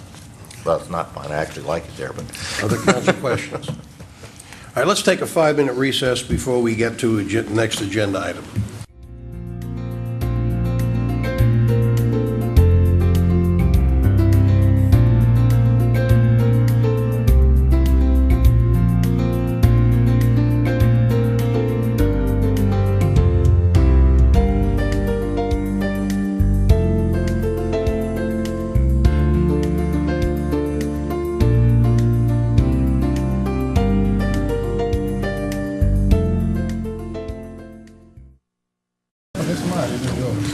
Thank you very much.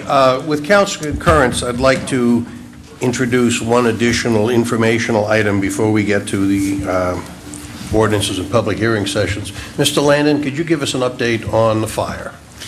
Yes, a couple of things. One of them is 4th of July fireworks. I thought confirmed that at the County Commission meeting yesterday evening, they have continue the burn ban, obviously, because it's extremely dry out there, including professional fireworks and anticipate that going all the way through the 4th. So everybody is canceling the 4th of July fireworks.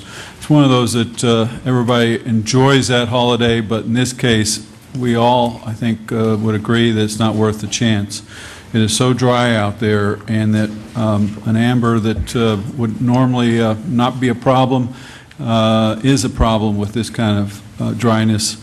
And with Central Park being surrounded by trees and brush and having that fire run very close to residents and businesses, it just didn't make any sense to take that chance.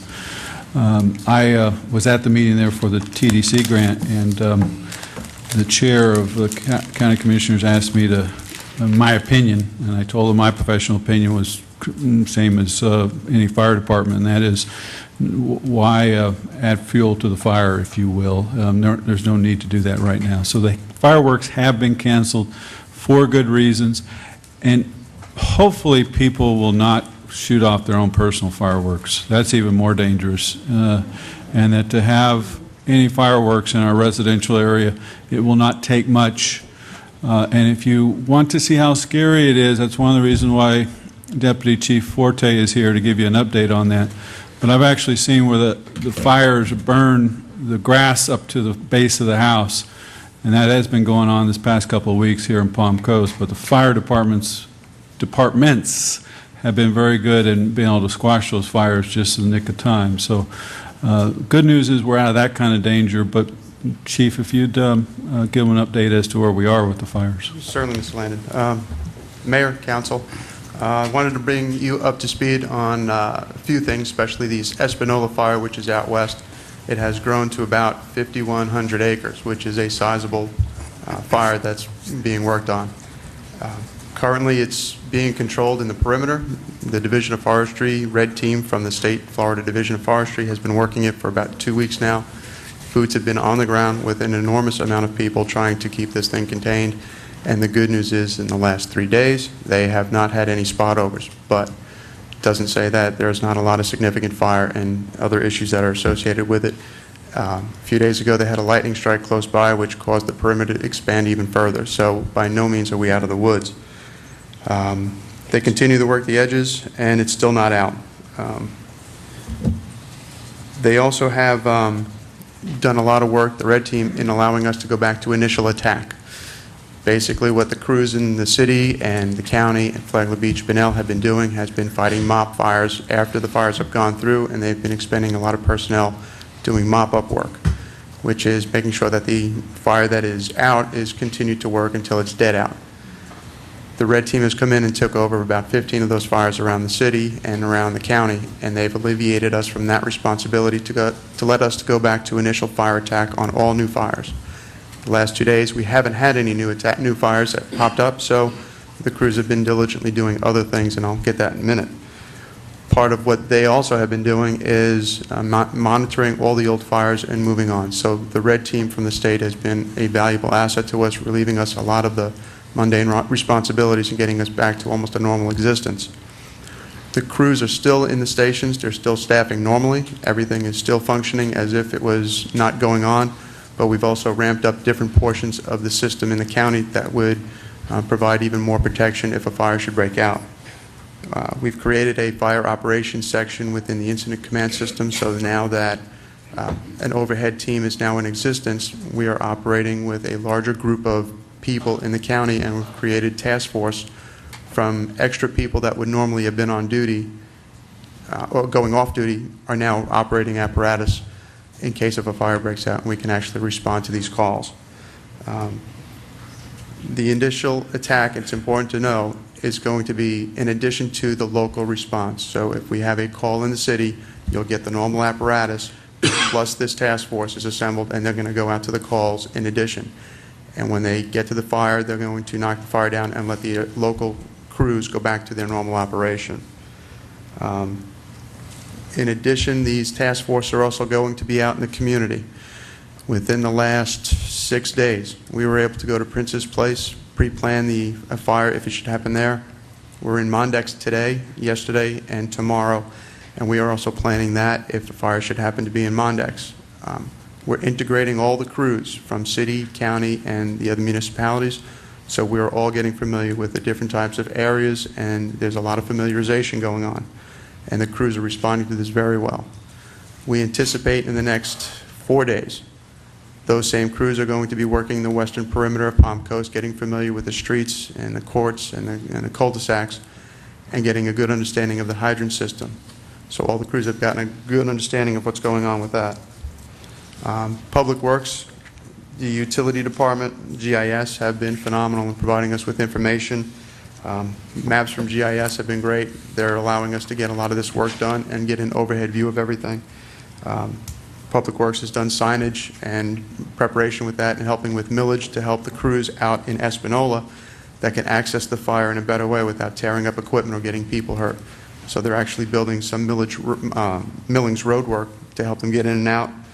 And I'd have to give a lot of kudos to the utility department for monitoring the water, providing us with a decent amount of pressure, getting a good idea of how much water we're controlling and using, and just being extra cautious of the amount of water that we're taking in and putting out. The outlook is not very good quite yet. The rain that we had in the last 3 or 4 days is pretty much dried up and gone. The rain that fell in Palm Coast did not fall in Espanola fire. So to be perfectly clear, there is still hot fire out there, and the rain did not have an effect on the fire out there except for it moved it into different locations. So the danger still exists, and we must remain cognizant of that danger. High pressure is in place over the next few days, and it's going to stay here for a few more days. And Friday, Saturday, and Sunday, we're expecting to have thunderstorms with or without rain. It's early to tell. And basically, that's the fire weather forecast. There's one thing that I did want to point out, and it's a tragedy that occurred in Hamilton County, north end of the state. A fire very similar to the Espanola fire had broke out on June 16th. The fire was contained. It was considered contained. 2 firefighters were tragically killed yesterday, and 2 more were critically injured. And that is the exact same fire that we've got sitting out 6 miles west of our location. So complacency should not take place in this fire at all. There's still a lot of danger that exists, and we will continue to be jumping on these fires when they are small and to keep them small as possible. And, you know, it's just a sad fact that these folks are out trying to protect Palm Coast, Bunnell, and all the surrounding areas, and these things do happen. Chief, we have not had any injuries or serious injuries with any of our crews or No, people sir. helping here in Flagler County, correct? So far, there have been no injuries. There have been a few heat-related injuries, which were remedied with either IV or hydration. But luckily, nothing has occurred that was to be significant. Speaking of hydration, can you talk a little bit about the response we've gotten from the community? It's rather amazing how many cases of water you have at the stations and towels and things. Can you Yes, talk sir. a little bit about the community support? This is my second rodeo. The first time was '98 when they had a whole bunch of water come in, and the response from the community this year has been phenomenal. And you know, Palm Coast will rise and support the group. We've had more water that we can do with. It's being stocked and stacked. We're also divvying it out to the crews, whatever they need to do. But the outcry from the community has been phenomenal, and the crews on the ground really appreciate everything that you've done, and they wish to have the continued support, and they just love the emotional support and the water and all the things that go with it. Mrs. DeStefano. I've been very impressed with the reports that I'm receiving, and I'm extremely pleased and impressed how Public Works, Utility, how the departments, all the departments, and I also know employees that have contributed to the water and the towels and everything. I just, it makes you real proud to be in this city, and I thank you and thank everybody for working so hard. Thank you. And please stay safe. Yes, ma'am.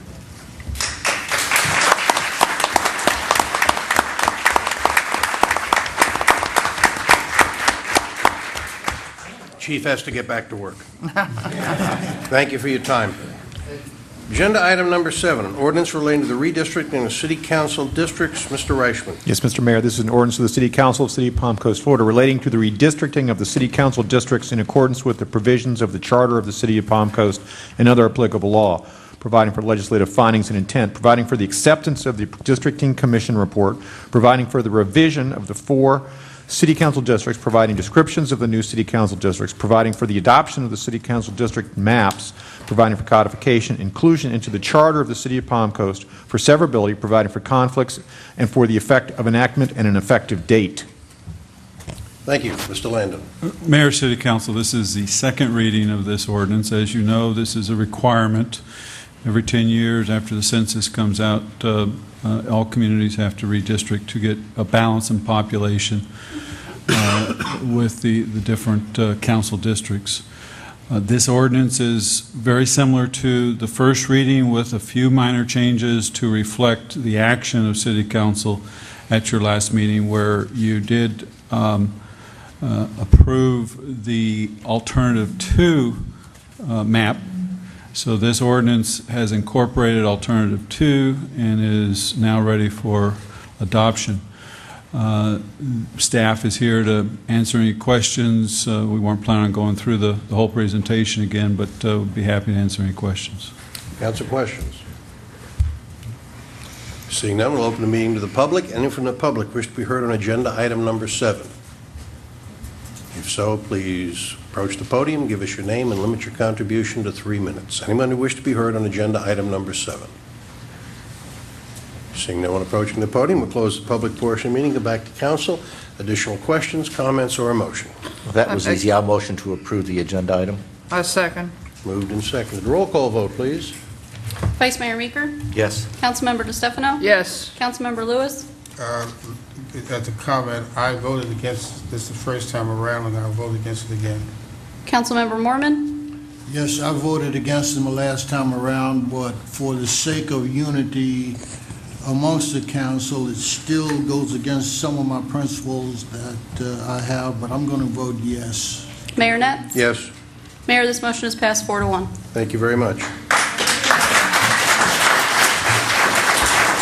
Agenda item number 8, ordinance imposing a temporary moratorium related to game rooms, arcades, internet cafes, et cetera, et cetera, et cetera. Mr. Reichman. I can't use et cetera, can I? Okay. An ordinance of the City of Palm Coast, Florida, imposing a temporary moratorium for 180 days on the issuance of any business tax license, permit, conditional use approval, site plan approval, and any other official action of the City of Palm Coast having the effect of permitting or allowing the construction and/or operation of the following businesses using slot machines or slot machine-like equipment or simulated gambling devices within the City of Palm Coast: game rooms, arcades, internet cafes, sweepstakes redemption centers, or establishments, as more specifically described in this ordinance, excluding approvals and permits for the continuance of an existing business. The temporary moratorium shall apply to all real property located within the corporate limits of the City of Palm Coast. This ordinance provides for definitions, for a procedure for extraordinary hardship, for severability, conflicts, and an effective date. Thank you. Mr. Landon. Mayor, City Council, this is also a second reading. This is a temporary moratorium for the 60 days so that cities... 180 days? 180. I'm sorry, six months, 180 days. Months, days, they all go too quick. The purpose of this is not to allow city staff to accept any more applications, whether that would be for a remodeling or a business tax receipt for an internet cafe. This does not close down any of the existing ones, and it does not prohibit any of those that had applied prior to City Council considering this issue last month from continuing the process and opening. It does give the city 6 months to look at how do we want to regulate, if we want to regulate, how do we try to control numbers, if we want to control numbers, and some different options. And all this does is basically leave it at status quo right now, and by doing so, you're instructing staff to come back with some options for you to consider in the next 6 months. Thank you. Council questions? Mrs. DeStefano. Yes, in our material, my question is, do we have to select one of the 3 options as laid out in the narrative, or do we wait until staff comes back and gives us the 3 options? previous discussions were that you would like to have all three of those options be brought back to you. Okay. And that was our goal, was to look at options as far as just downright outlawing them, allowing them but regulating them, and a land use type function of how far apart, where they can be located, et cetera. Okay. And we'll bring back all those options based on the conversations direction City Council's given us previously. Okay, thank you. Other council questions?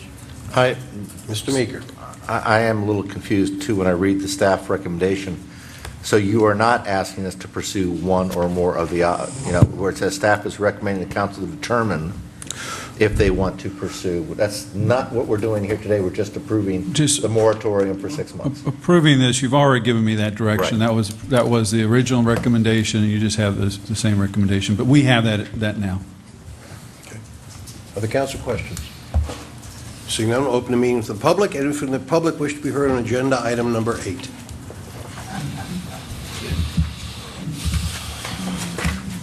Yes, Vincent Liguria. On the Palm Coast, on the internet cafes, I've read a few articles, and they claim that each one of these installations on average makes $20,000 a week, which is quite impressive. And in the aggregate, there are some 1,000 plus of these internet cafes throughout Florida, and they're generating as much annual activity as the Hard Rock Casino in Tampa is.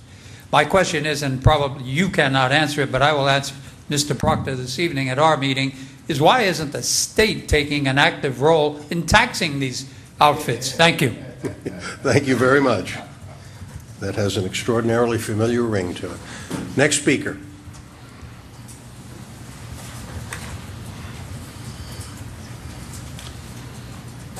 My name is Bill McGuire, and I live in Palm Coast. Your Honor, I've never been to an internet cafe, but I guess the issue here is around whether or not these are gambling-type activities. And I would pose to the council that you can drive in any number of public houses or clubs. You go down Bingo Row on Old Kings Road, and inside of all of those facilities, you'll find poker-type machines. There are dice rolling taking place. There's all kinds of activities that could be, and I'm not including bingo, of course, being a good Catholic, but I say to you that I guess I need to learn more about what an internet cafe does. But if this is bringing in revenue to the city, I think it should be allowed until such time as it can be demonstrated that what they're doing is illegal or falls within the parameters of what we might tax businesses for. Thank you very much. Thank you. Next speaker. Next speaker. Mayor, could I speak on items 4 or 5? Both are important, or do I wait until later? Please wait for public comment. Okay, thank you. Next speaker.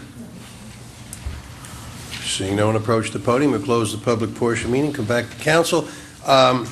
Mr. McGuire, other than a very nominal per machine fee, the city receives no revenue from these internet cafes.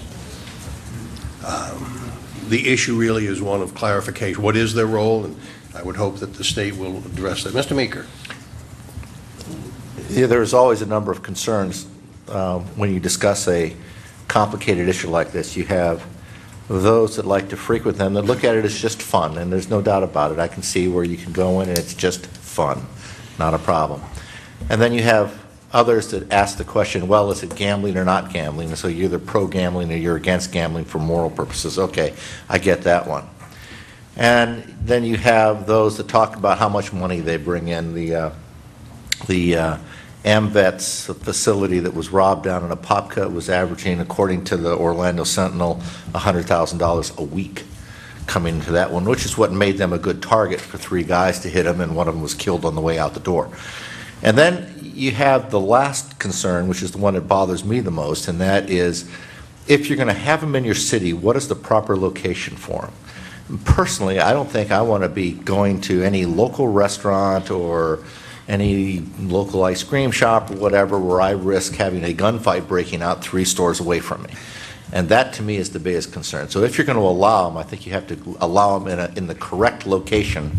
And what we're doing right now is putting them in the center of the city, putting our citizens at risk, and that's why I'm against them. Thank you. Nick, any other council comments, questions? I move adopt.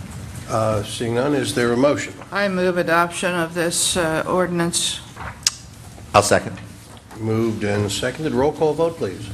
Vice Mayor Meeker, Yes. Councilmember DeStefano, Yes. Councilmember Lewis, Yes. Councilmember Mormon, Yes. Mayor Netz. Yes. Mayor, this motion is passed 5-0. Thank you very much. Agenda item number 9, an ordinance relating to remedial comprehensive plan amendments for the Northwest Corridor Overlay Area. Mr. Reichman. Mr. Mayor, this is an ordinance of the City Council of the City of Palm Coast, Florida, providing for an amendment to Ordinance 2010-07 pursuant to the stipulated settlement agreement regarding DOA case number 10-9050-GM, approving a remedial comprehensive plan amendment which amends specific policies of the Northwest Corridor Overlay Area, providing for legislative and administrative findings, exhibits, conflicts, incorporation into the comprehensive plan, severability, and an effective date. Thank you. Mr. Landon.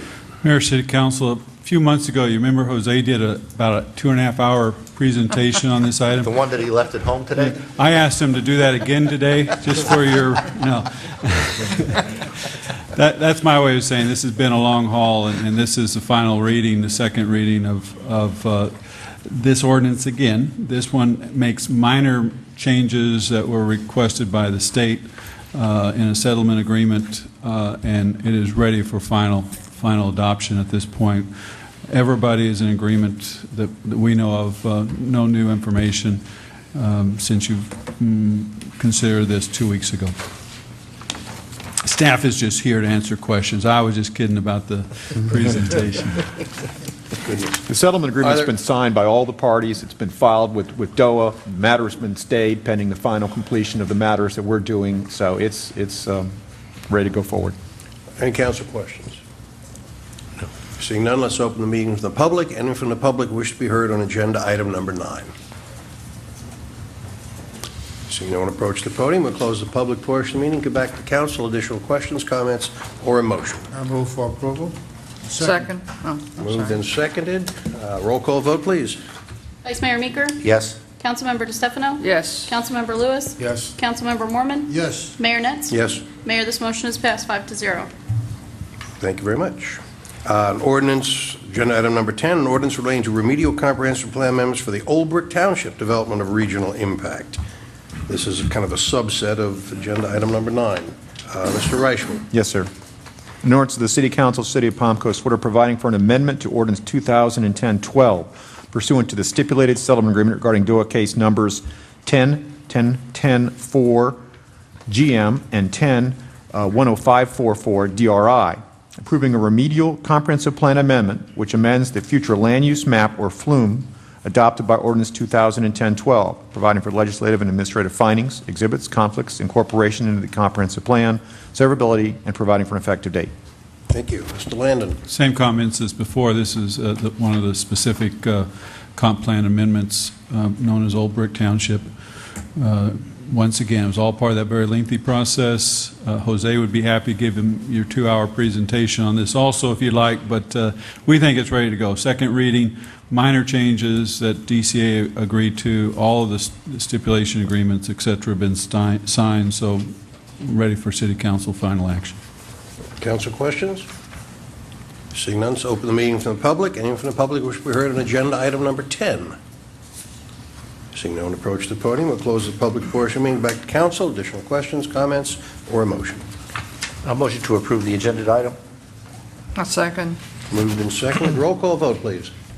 Vice Mayor Meeker, Yes. Councilmember DeStefano, Yes. Councilmember Lewis, Yes. Councilmember Mormon, Yes. Mayor Netz. Yes. Yeah, Mayor, this motion is passed 5-0.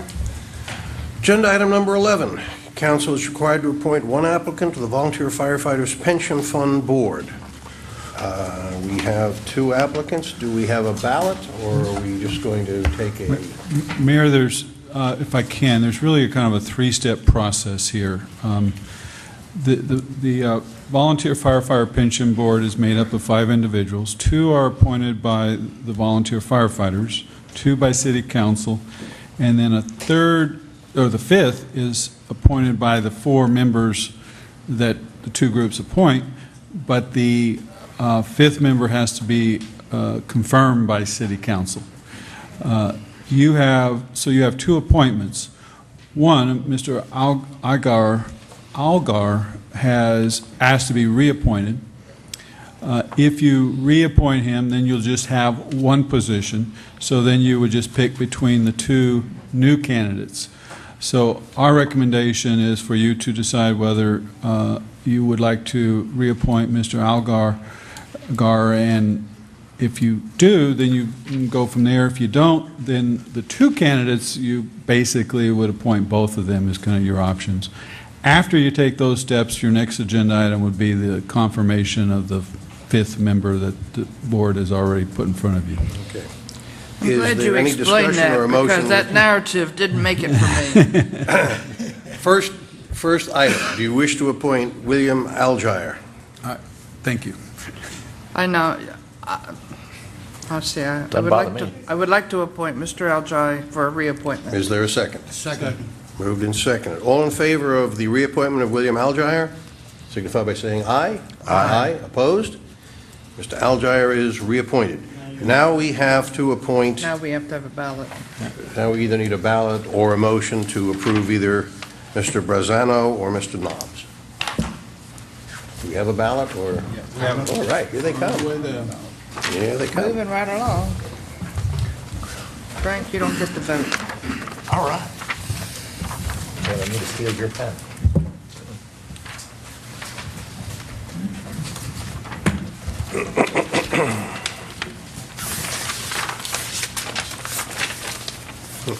Ours are already heading down.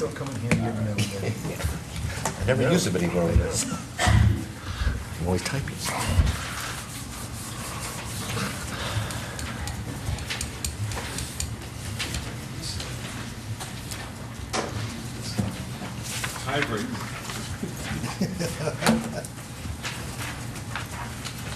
Mayor, there were 3 votes for Daniel Brazzano and 2 for Leonard Knobs. I have a motion to appoint Daniel Brazzano. So moved. And seconded. Moved and seconded. All in favor signify by saying aye. Aye. Opposed? Motion carries without objection. Agenda item number 12, reaffirm the appointment of Robert Schrader to the Volunteer Firefighters Pension Fund Board. This was the pick of the remaining 4. Yes. It's our job to simply affirm. Right. So it would just be a simple vote. Is it the remaining 4 or the remaining 3? There was a guy missing at the time, It wasn't was actually the remaining 3, but it was unanimous. And if you had not appointed Mr. Ajar, and I'm terrible pronouncing names, then you would not have been able to do this, because then the new members, so yeah, it could have gotten more complicated, but it didn't. We're just so clever. I'd like to reaffirm the reappointment of Robert Schroeder to the Volunteer Firefighter Pension Board. Moved and seconded. Any discussion? All in favor signify by saying aye. Aye. Opposed? Motion carries without objection. Agenda item number 13, a resolution approving an interlocal agreement with the Tourist Development Council for a grant relating to Indian Trail Middle School athletic fields. Mr. Landon. this is the grant that you heard about earlier. It is a $150,000 grant from the TDC. In other words, it's not local tax dollars, but it is bedroom tax dollars. It is the improvement of 4 fields, 4 additional fields at the middle school, Indian Trails Middle School complex, which is just across the pond. It's connected by a bridge from our Indian Trail Sports Complex. Map is coming up right now. City crews are going to be completing this, these improvements. It is based on our joint use agreement with the school district. The school district has agreed to pay for materials for maintenance. We're going to use our mowers and personnel that are out there for maintenance. There won't be any lights, so it's really a fairly low-cost maintenance. The interlocal agreement that was proposed by the county has a condition that it has to stay, these fields have to stay in place for the next 10 years. Pretty typical. You know, you don't want to give a grant and then have your grant dollars go away. And so they're forgiving 1/10 of the grant every year So if for some reason we tear up the ball fields, we would have to pay it back if we do that within 10 years. They also are, the only other condition is that we hold at least 2 regional tournaments, which is easy. We will do more than that. We already have more than 2 tournaments now that use Indian Trail Sports Complex. That is one of the keys to this program, is that we have tournaments, in particular one coming up in Labor Day, that's a lacrosse tournament that's 50 teams, 24 players per team. They average 2.5 additional family members that join each one of the team members. And they have said that they've outgrown our complex, and without these additional fields, they're going to go to Jacksonville. So this is one that it's not a matter of build it and they will come. It's a matter of don't build it and they will leave. And as we all know, it's a lot easier to keep these type of programs than it is to go out and actually recruit them. So there is a great return on investment, in my opinion. Great partnership with school district, county, TDC, city. It's all very tied into what you heard earlier from Melissa Holland and Peggy Heiser. Council questions? Yes, sir. Mr. Mormon. Under the terms of the agreement, I know it said there'd be 2 events per year, but then it says at least 6 participants must be outside of Flagler, and if that doesn't happen, we have to reimburse the county for that $150,000. And those are very easy terms to meet. 2 events, 6 teams from outside. We have one coming up this weekend, 3-on-3. We will far exceed that. So, and the county intentionally made it easy for us to meet that, so it wouldn't be something that we would have to worry about meeting that, like we could barely do it. That if we can't get 2 tournaments or keep 2 tournaments, it's a matter of keeping 2 tournaments, and we get 6 teams from outside, things are bad. We stole that 3v3 tournament from St. Augustine years, we being a local soccer club that I was running at the time, and that thing has grown every year. The guys that are running that program are doing a great job with it. I'd love to hear what kind of numbers they're going to get, but I suspect it's well over 50 teams and maybe closer to 80 by now. You're talking about soccer, lacrosse, and soccer, you have little guys and gals and big ones and everybody else in between. I mean, it hurts to have to share my soccer fields with lacrosse, but it's okay. It's all right. I'll be all right. You know, I think, putting this in perspective, if you have a 2-day tournament and you've got 20 teams coming in from the outside with 24 kids per team, most of those kids are not traveling by themselves. They're traveling with mom and dad, and a good portion of them are going to stay in our hotels overnight. This is a tremendous boost for tourism. Absolutely. And they may just get a chance to drive around Palm Coast and say, hey, this is a better place to live. So. And Mayor, these are, those mom and dads already have paid for these fields because it's the bed tax that's paying for this and not our local taxpayers. So it's just a way of regenerating more of those dollars. Other council questions? Open the meeting to the public, and from the public wish to be heard on agenda item number 13.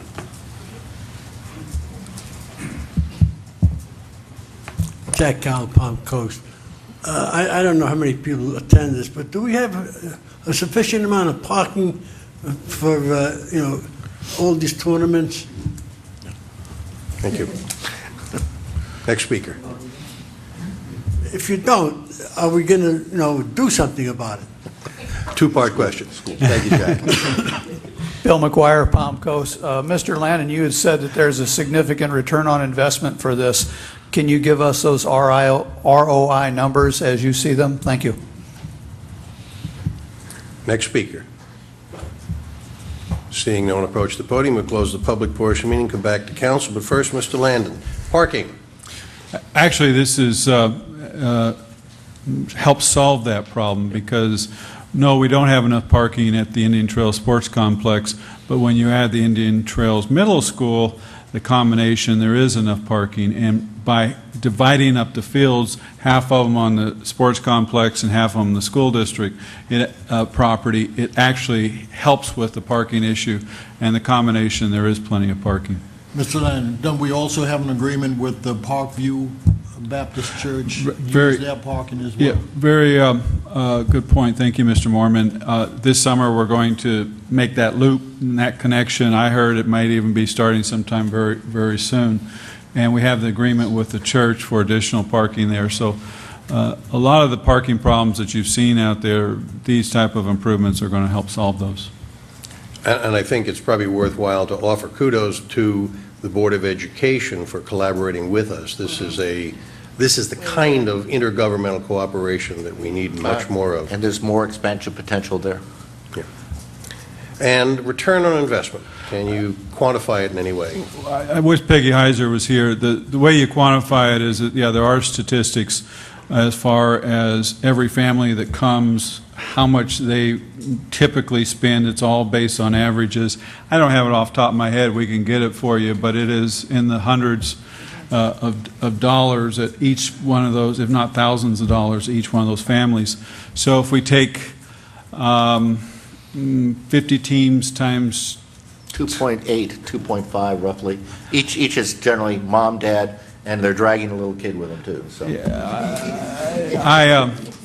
I don't have the math right handy here, but we can. Well, let's ask Peggy if she can help us with some numbers on that. We be happy. I know to she's do got that kind of statistics. Yes, they're out there. We'll get you an answer. Okay. Additional questions, comments, motion? I just want to make a comment. My niece plays lacrosse, and she went to... Sorry, Frank. What?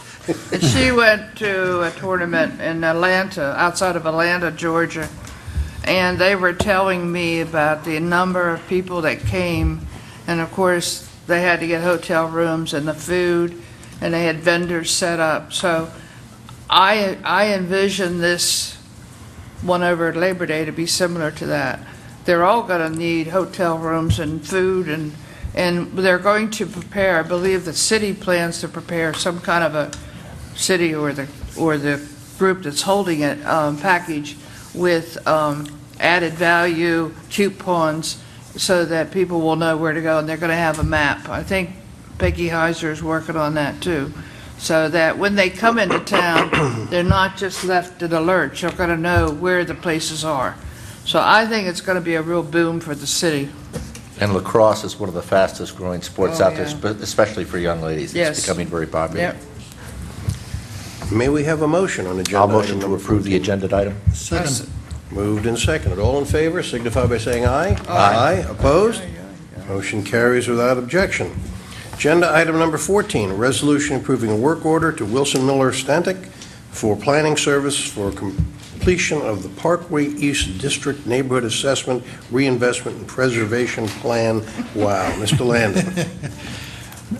Mayor, City Council, both in your City Council goals and objectives in Prosperity 2021, one of the big themes is how do we take care of some of our older neighborhoods, making sure that they stay alive and well, and not just worry about new development, but investing into our existing residential and commercial areas.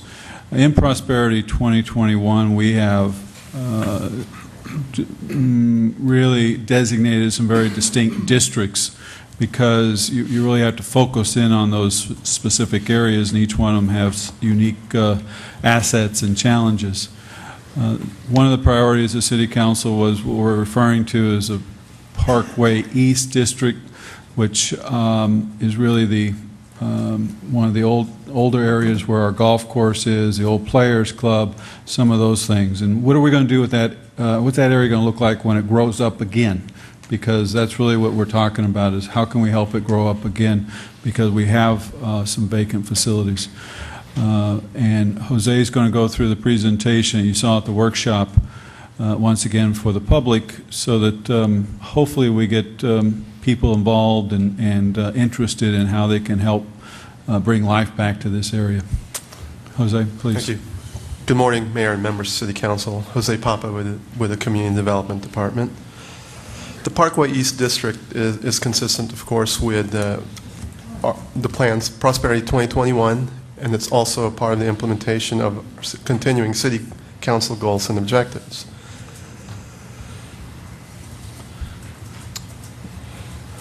Here is a map of the study area. Essentially, it's the area encompassed within Clubhouse Drive to the Intercoastal Waterway, and basically a portion that takes in the Daytona State College campus, and including some of the older facilities that we have in the city, which includes the community center and the fire station. Again, the Parkway East District has been identified since it is one of the oldest area of the city, and based on the existing facilities that are there, including the medical, educational, and recreational facilities, there are numerous opportunities which are waiting, and based on how we titled the study, for an assessment, reinvestment, and preservation plan. As part of the ongoing activities in implementing Prosperity 2021 within the Parkway East District, see currently that we continue to promote the trail network within Parkway East, continue to engage the FAA in the use of the FAA Center administrative site. Of course, the golf course renovation and renewal, and continuing to maintain the tree canopy, which is one of the most identifiable characteristics within Parkway East District. This study hopes to accomplish a number of different things. It hopes to be the footprint or the foundation for the redevelopment planning that will hopefully occur within this neighborhood. It will allow us to engage Daytona State College about growth opportunities, and hopefully finding some synergies such that Daytona State College can grow at the same time benefiting the residents and the community. And finally, it all begins with a special area master plan, essentially the neighborhood assessment, reinvestment, and preservation plan. Again, consistent with implementing ongoing council goals and objectives, such as examining the potential for a CRA for the Northeast area, coming up with strategies to reinvest in our commercial areas, and of course neighborhood assessments and plans, which allow us to target our efforts within these communities and allow us to know where our efforts would be best suited. The scope of the study and objectives includes the survey within, of course, any other neighborhood master planning process, surveying and assessing the existing conditions, assessing the market and development condition assessment, including a market analysis at the macro, regional, and local level, and based on those findings, identifying and developing target industry for potential reinvestment within this area. And land use and site, and within the study area, we'll target some specific properties for land use and site assessments, essentially developing alternatives for redevelopment, and identifying capital projects which might be feasible within the study area. These specific study areas, of course, include the Palm Harbor Marina, the old Palm Coast Tennis Center, Old Hammock Cove, a vacant city parcel along Clubhouse Drive in Casper, and of course the community center and fire station, some of the aging and vacant and underutilized facilities within the study area, essentially is what we're targeting. And of course within the study we'll have a fiscal impact analysis to look at fiscal costs and benefits, and will include analysis of the potential ad valorem increase that we can expect with the reinvestment that we will provide for, that is proposed for the Parkway East District. The study, it's going to be a combined work effort between Wilson Miller Stantec and City Services. Total amount is $122,500, but the work order is for Wilson Miller's at $75,000, with City providing additional resources to equivalent of about $47,500. And that concludes staff presentation. Council questions. Mr. Meeker. Do you know roughly the size in acres of the full area that we're looking at? I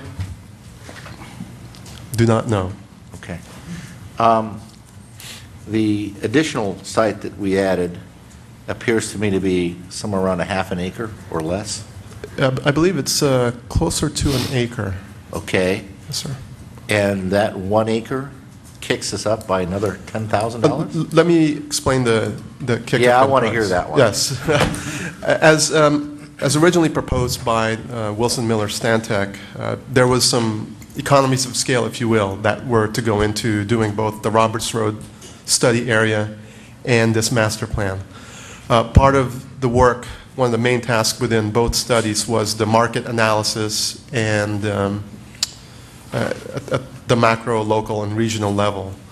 That cost was split between Roberts Road and this study.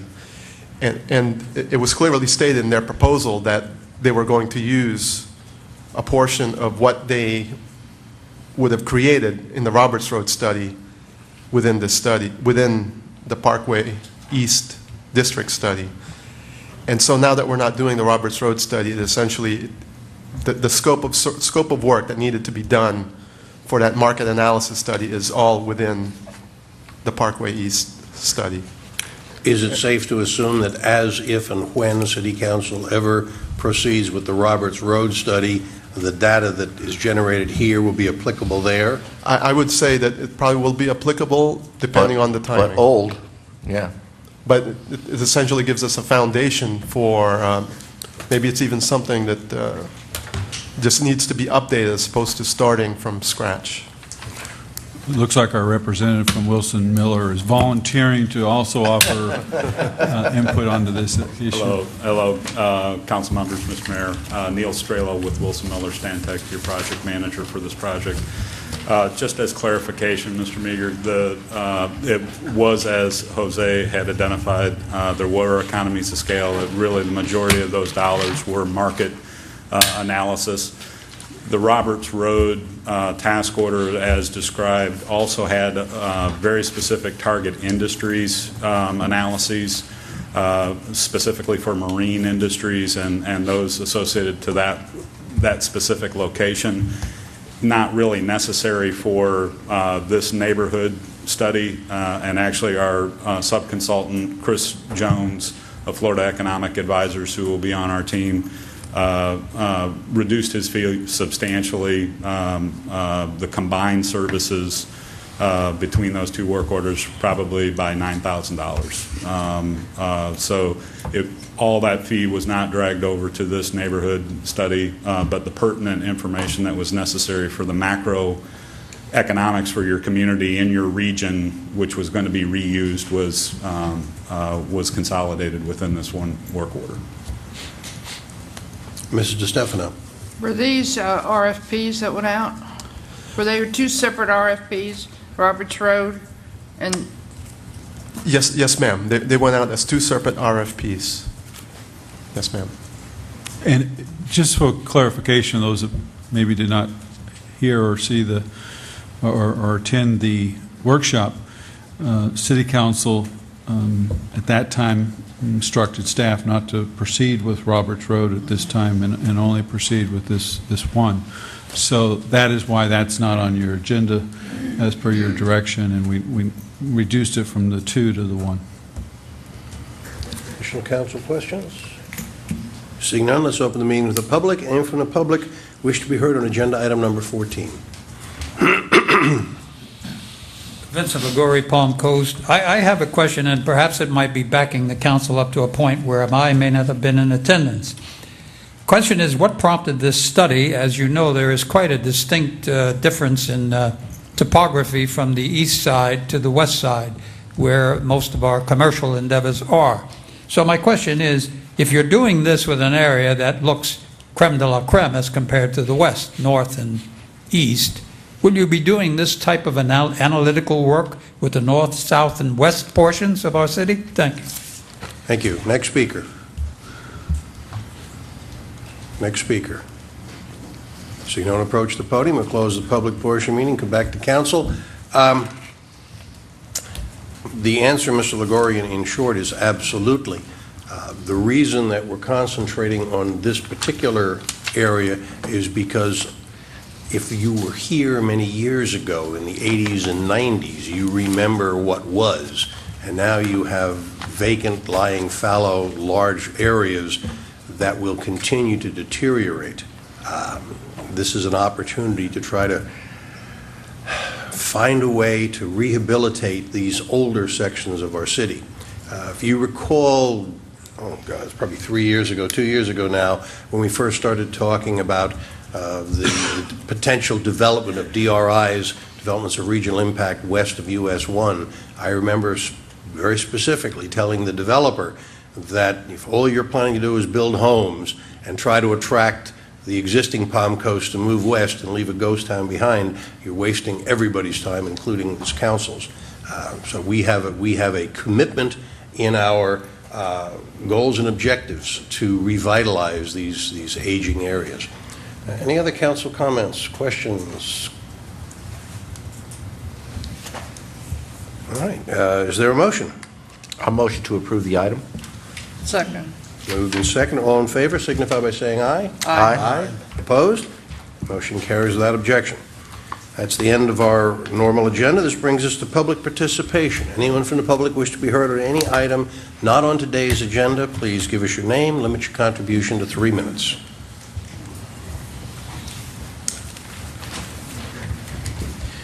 Louis McCarthy, Palm Coast. Whiteview Parkway, east of Belterre. The force main is being put in. I see the plumbing and all of that laid out, and they've been started to dig.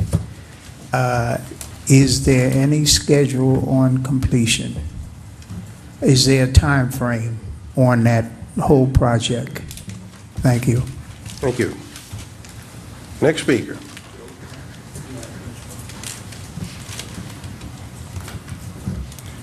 Joe Canane, Palm Coast. My time this morning will be served more or less as an update to a previous presentation. And at that time, it had to do with water, if you all recall. That was in 2008.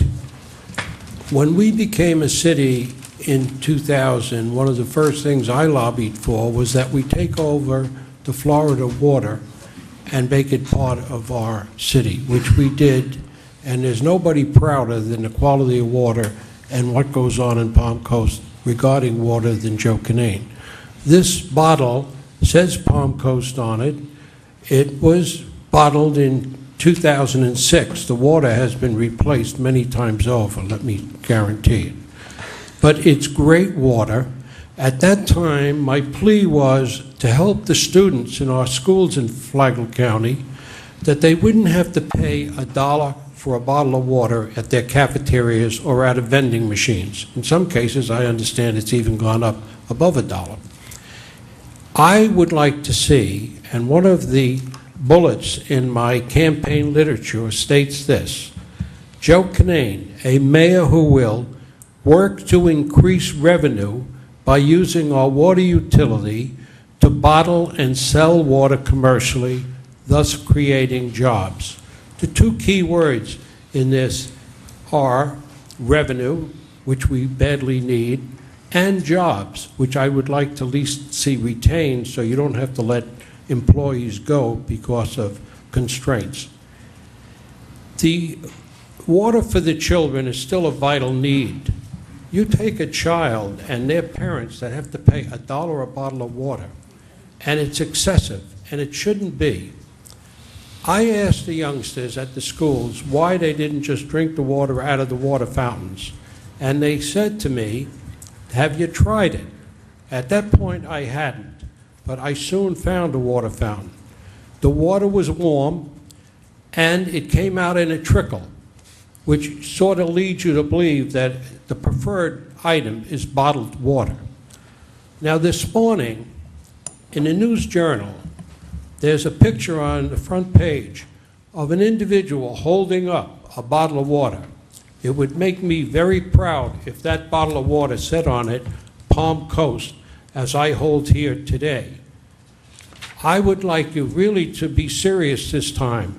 In 2008, I made this presentation, and it fell on deaf ears. We know how important water is. why don't we do something? Why don't we exactly do as I'm pleading again? Bottle the water, sell it for a profit, but not as big a profit to the youngsters in our schools. Thank you. Thank you. Next speaker. Vincent Liguri, Palm Coast. I have been delegated by the president of the Tea Party, of which I am a member, to submit to you approximately 550 petitions, signed petitions, relative to the City Hall.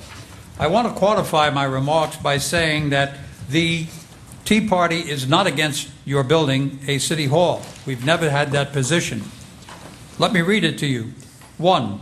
Vote to have the issue of the construction of a new Palm Coast City Hall placed on the ballot in November 2011, giving the opportunity to the residents to say to you yes or no. 2. In order to allow all residents to make an informed decision on this referendum, we request that the city administration offer tours of those parts of city administration which are planned to be relocated to the new facility. So I hope I've made it clear that the Tea Party is not saying, don't do it, do it. It's saying, we the people, give us an opportunity to vote on it. Mr. Mayor, shall I give this to the city clerk? Please. I will in a moment. The second thing I'd like to discuss is this. I sat here during the tourist development. It's an excellent presentation. It's an excellent source of sales tax revenue. What is my beef? My beef is this. I don't look for these things, but I see them. If you get off at the Palm Coast interchange right here, gas is right now $3.52, was Sunday morning. If you go down to the next exit on 100, it's $3.82. That's a disgrace. 20 gallons, a $6 differential, and if I was driving through and knew about it, I'd say to hell with Palm Coast and keep going to the next town. It's not right. I know you can't do anything about it. My question is, who can? The third thing, and I know there's going to be a lot of tree huggers go off the wall at this suggestion. We hear about fires. We do, we act, we react. Let's become proactive. Let's clean up our neighborhoods, high-density neighborhoods by number of homes, of those empty lots that are sitting there perpetually. Now, what is my rationale behind this? Yes, we have wildfire mitigation. It's a $100 fee from the city. It's $600 for each side. So each time you do it, it's $1,300. Within 5 years, you will do it 2 times, maybe more. It's almost $3,000. Why not clear it? Why not pass an ordinance, grandfather it now, and say a year from now, if that lot is empty in a high-density neighborhood, it must be cleared and maintained. You're creating jobs, another, what do you call it, a cabin business scenario, and you're cleaning up our neighborhoods of these gas cans that are over our house. Thank you very much. Thank you. Next speaker. Next speaker. Jack Cowell, Palm Coast. Can I ask, what is happening with the that hose company that was supposed to open up and Palm Coast Data? Are we getting any more hirees as they promised and as you paid for? We'll get an answer for your question. Next speaker. I hate to step forward. I'll be called a tree hugger. My name is Lois DaCosta, Palm Coast. The reason we do not clear lots, just clear them down to bare sand, is there are living flora and fauna. There are tortoises, there are critters, there are birds, and that same area that this gentleman wants cleared down to the bare ground presents a canopy that helps to keep this temperature, which is really high lately, lower than it was, and those trees and living things produce oxygen. When we drive our cars, when we burn fires, when forests burn, it hurts our quality of air. These living plants create oxygen at night, and that's why you do not strip to the bare sand or the bare soil, or to peat, which burns even better and continues to burn underground for days and days. That's why you do not destroy trees. That's why you do not take the habitat from animals, and that's why you have trees in your yard and on empty lots. Thank you. Thank you. Next speaker.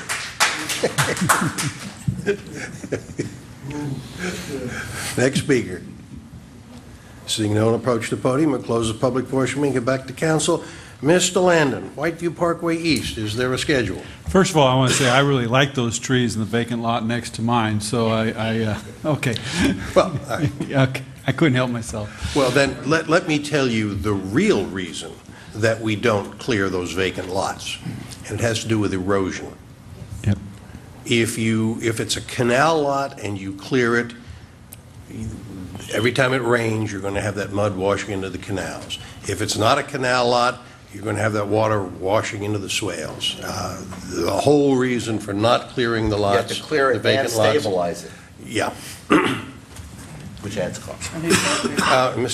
We're taking these in reverse order. Yeah, okay. I couldn't help myself no. on the trees next to my house. You asked about, the first question was the force main on Whiteview. Richard, could you kind of give a time frame as to when that will be completed? Yes and no. First of all, I'm not sure what the schedule is.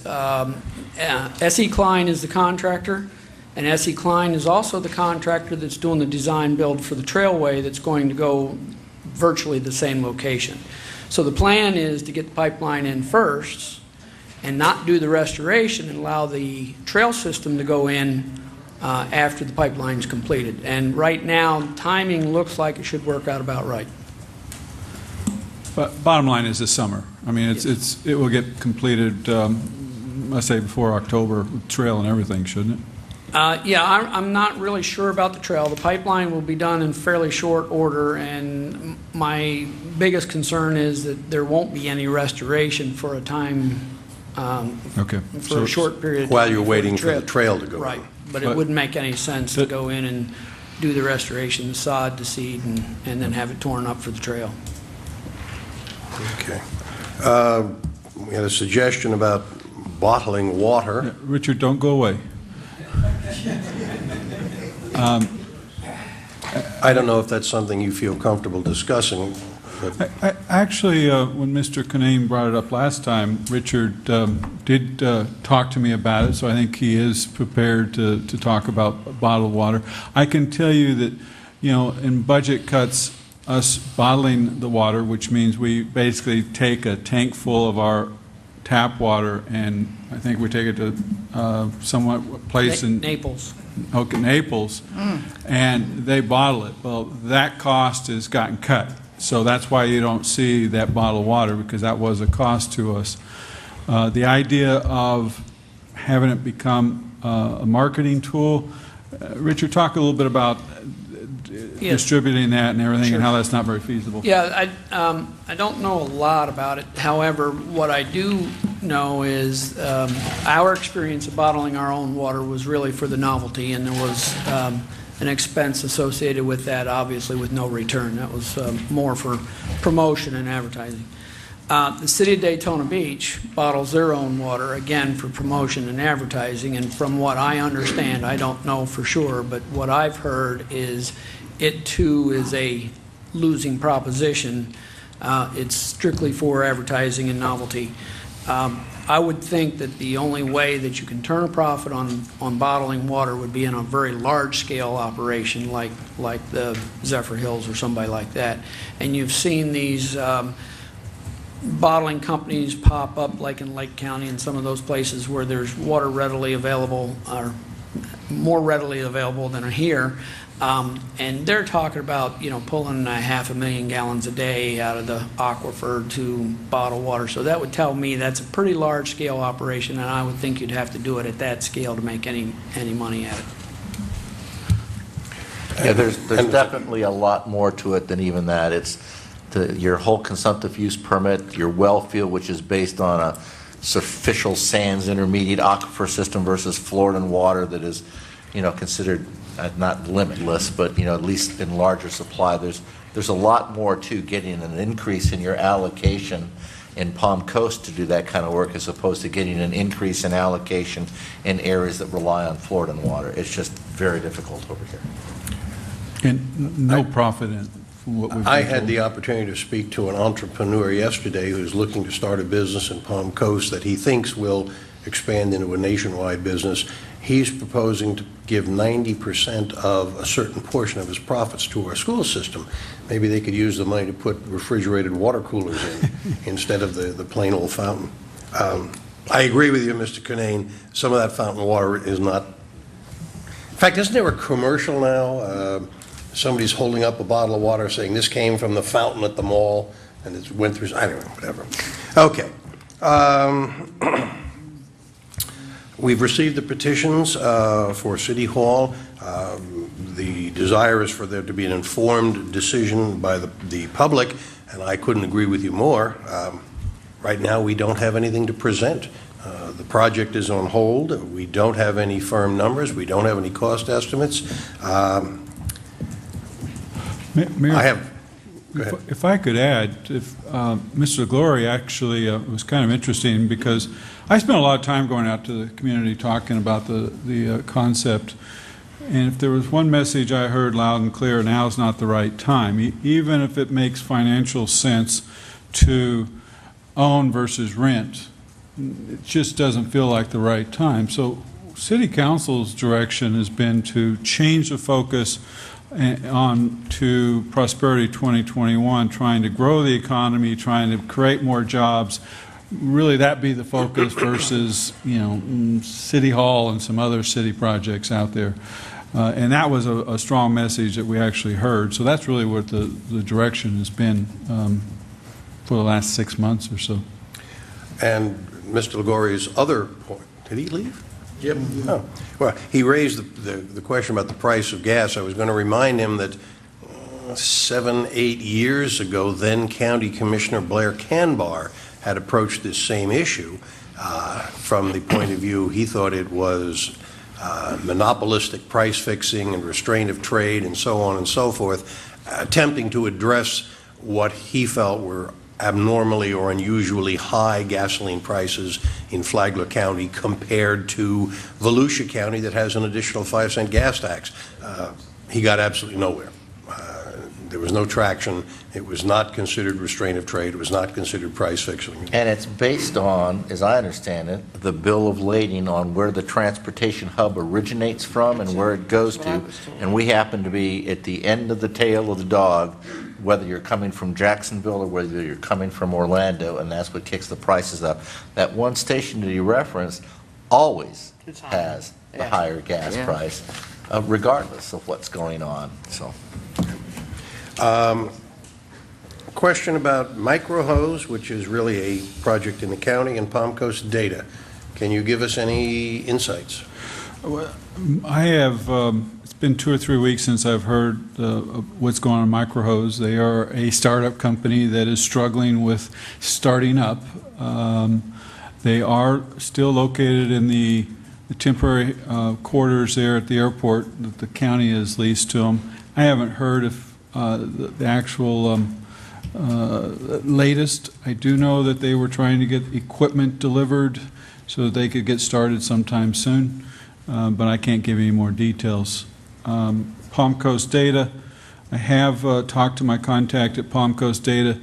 A lot of rumors out there, a lot of false rumors, but they have confirmed that their industry is seen a downturn. You know, it's not surprising. We don't buy as many magazines. We don't have as many subscriptions. Things have changed since, yes, all the electronic books and magazines and things have changed since they consolidated here. They have stabilized, last I heard, about 1,000 employees, which is approximately where they were when they consolidated. They went up, they've had to come back down to try to stay in business. The one correction I would make is that we did not pay them. There is no, we have not given them any money. Our incentive was that if they built additional buildings, they would get a tax break on those new buildings, which they haven't built. So there hasn't been any out-of-pocket cost to the city whatsoever. We sold them, and they paid cash for the old City Hall, so we did recoup our investment on that building. So right now, we just hope that they are able to maintain or expand their clientele so that they stay healthy. That would be the best thing for Palm Coast. Okay. I think that covers all the questions hose we have. company? Well, micro hose, we don't know. I know. That's county. It's in the county. Mr. Lane has had startup companies, and if you talk to the Small Business Administration, the single most common problem that new businesses face is being undercapitalized, and I think that's part of the problem they're facing. When your investors distance themselves from you, those intense capital costs that you need to get started, equipment, machinery, so on and so forth, become very difficult.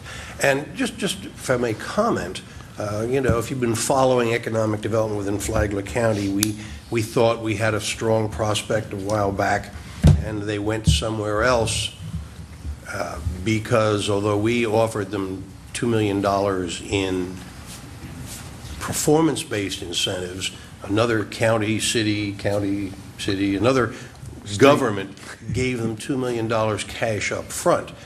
That confirms my suspicion that it's startup costs, it's capitalization, that's the problem. And I, for one, am not comfortable using taxpayers' dollars as venture capitalists. I don't think we ought to be investing in somebody else's future. No skin in the game, Mayor. Yep, no skin in the game. Okay, enough of that. Discussion by City Council of matters not on the agenda. Mr. Miko, we'll start with you today. Nothing, Mr. Mayor. Mrs. DeStefano. Nothing, sir. Mr. Lewis. Nothing here. Mr. Mormon. Nothing. My goodness. Just an update for council and the public. As you know, I serve on the Northeast Florida Regional Transportation Study Commission. This is an organization created by the Florida legislature and charged with doing a 2-year study about the feasibility of producing a regional transportation authority, how it would be structured, how it would function, how it would be governed, and how it would be financed. The reason this is important is because as the economy, federal, state, diminishes, we're seeing less and less money being freely distributed and more money going only to regional projects. I think it's important that the Flagler County, Palm Coast, remain active in this regional study commission. And I'll give you one specific example. They were at a meeting 3 weeks ago. They were discussing what is a regional project? What would you fund? What might you fund if you had this regional transportation authority in place? And they had a list of 7 criteria as to what made up a regional project. Several of them, Mr. Boggs, if he's still here, he'll recognize. They talked about multimodal and multinodal stuff, transportation jargon. But they had one phrase in the middle. A regional project is one that would promote economic development region-wide. And everybody said, oh, apple pie and motherhood, great idea, let's go for it. And I said, no, absolutely not, I oppose. They looked at me like I was nuts. I said, if Palm Coast is the 800-pound gorilla in Flagler County, Jacksonville is the 10-ton gorilla in this region. And if, in order to qualify as a regional project, it has to have region-wide impact, the only projects that are going to qualify are going to be huge projects in Duval County. I said, I'd like to substitute the word promotes economic development within the region. Well, you should have seen the folks from Baker County, Putnam County, Clay County, Nassau County, and even St. Johns County say, yeah, what he said. So this process is going on. At the end of a 2-year study, they will undoubtedly come up with a proposal that will go to the Florida legislature, may or may not be adopted. We may or may not choose to participate. But my suspicion is that if Flagler County does not join with some regional transportation entity, we are going to cease to receive DOT and FDOT dollars. So just an update for your benefit. Discussion by City Attorney of matters not on the agenda. No report, Mr. Mayor. Discussion by City Manager of matters not on the agenda. Mayor, I was just going to comment on the fires. I think I will try to reiterate how dry and dangerous it is out there. And please, I know everybody loves the 4th because of fireworks, but having fireworks in our residential, commercial areas is just scary right now. It will burn very, very quickly, and it is amazing how fast they run, particularly if there's any wind at all. So please do not buy them this year, because setting them off is dangerous for all of us. I do want to stress that a little bit of rain, it takes a day or two. It is so dry out there, and you're right back to conditions that are just make a fire take off very quickly. So, and if I can just segue, one of my pet peeves, and nobody in this room is guilty of it. Yesterday, driving along Palm Coast Parkway, I stopped at the traffic light and watched somebody dump an ashtray out onto the street. It is, not only is it vulgar and obscene, it is extraordinarily dangerous. Please, please just be careful out there. Mr. Mayor, one but is included. Are we prohibiting the sale of the fireworks? They are not allowed. Because they usually set up a tent there by Publix. Are we going to prohibit that? Because, I mean, that's just the opposite of... Yes. The sparklers that are allowed, it's my understanding the sale of them have been banned also, so we should not see those. Don't they have to get a permit to set that tent? Yep, I will confirm, because there's nothing worse than to buy them and then be told you can't use them, so we'll try to... Just don't buy them. Just, please. Mr. Mayor. And if you don't buy them, you won't be tempted to use them. Mr. Mayor. Mr. Moore. Did we ever put that video on 199 that we shot on the fires? They went down to Seminole Woods, and the fire department wetted down, and the ground was perfectly dry. Well, it was wet, right, and it had no steam, no smoke, anything, and they waited about 20 minutes. It flamed up. After they had wetted down, the firemen stood there and wetted down, just let it sit for approximately 20 minutes, and because of the marsh, it's burning. Right. And they said they were going to put it on 199. Did they do that? Yeah, it's been put on one TV 199, but also I've seen some things on Facebook too where you can see that. Yeah. So both of those are accessed. So it'd be good for the public to tune in and see how dangerous it really is. You may think the fire is out, but it's really burning underground. Yeah, Mr. Mormon brings up an excellent point, and those of us that haven't ever lived in a swamp before don't understand the characteristics of it, that the ground is really burning because there is so much organic material in that. That is why the lightning strikes, the firefighters will tell you it's not the day of the lightning. It usually is 2 or 3 days later that a little bit of wind kicks up just right, and then it takes off. So we actually, part of that team that Deputy Chief was talking about actually goes out and tries to spot those fires, because that's exactly what happened with the lightning, is they'll come up days later. So a lot of efforts going into it. We just, and a great support from the community. Just extra caution, whether it's the cigarettes or the fireworks or whatever, that now's not a time to have anything out there burning, because if you see it, as Mr. Mormon said, it really is phenomenal how it burns here. Mr. Meeker. I'll motion to adjourn the meeting. Meeting adjourned. Thank you very much for your attendance and participation. Back at your office.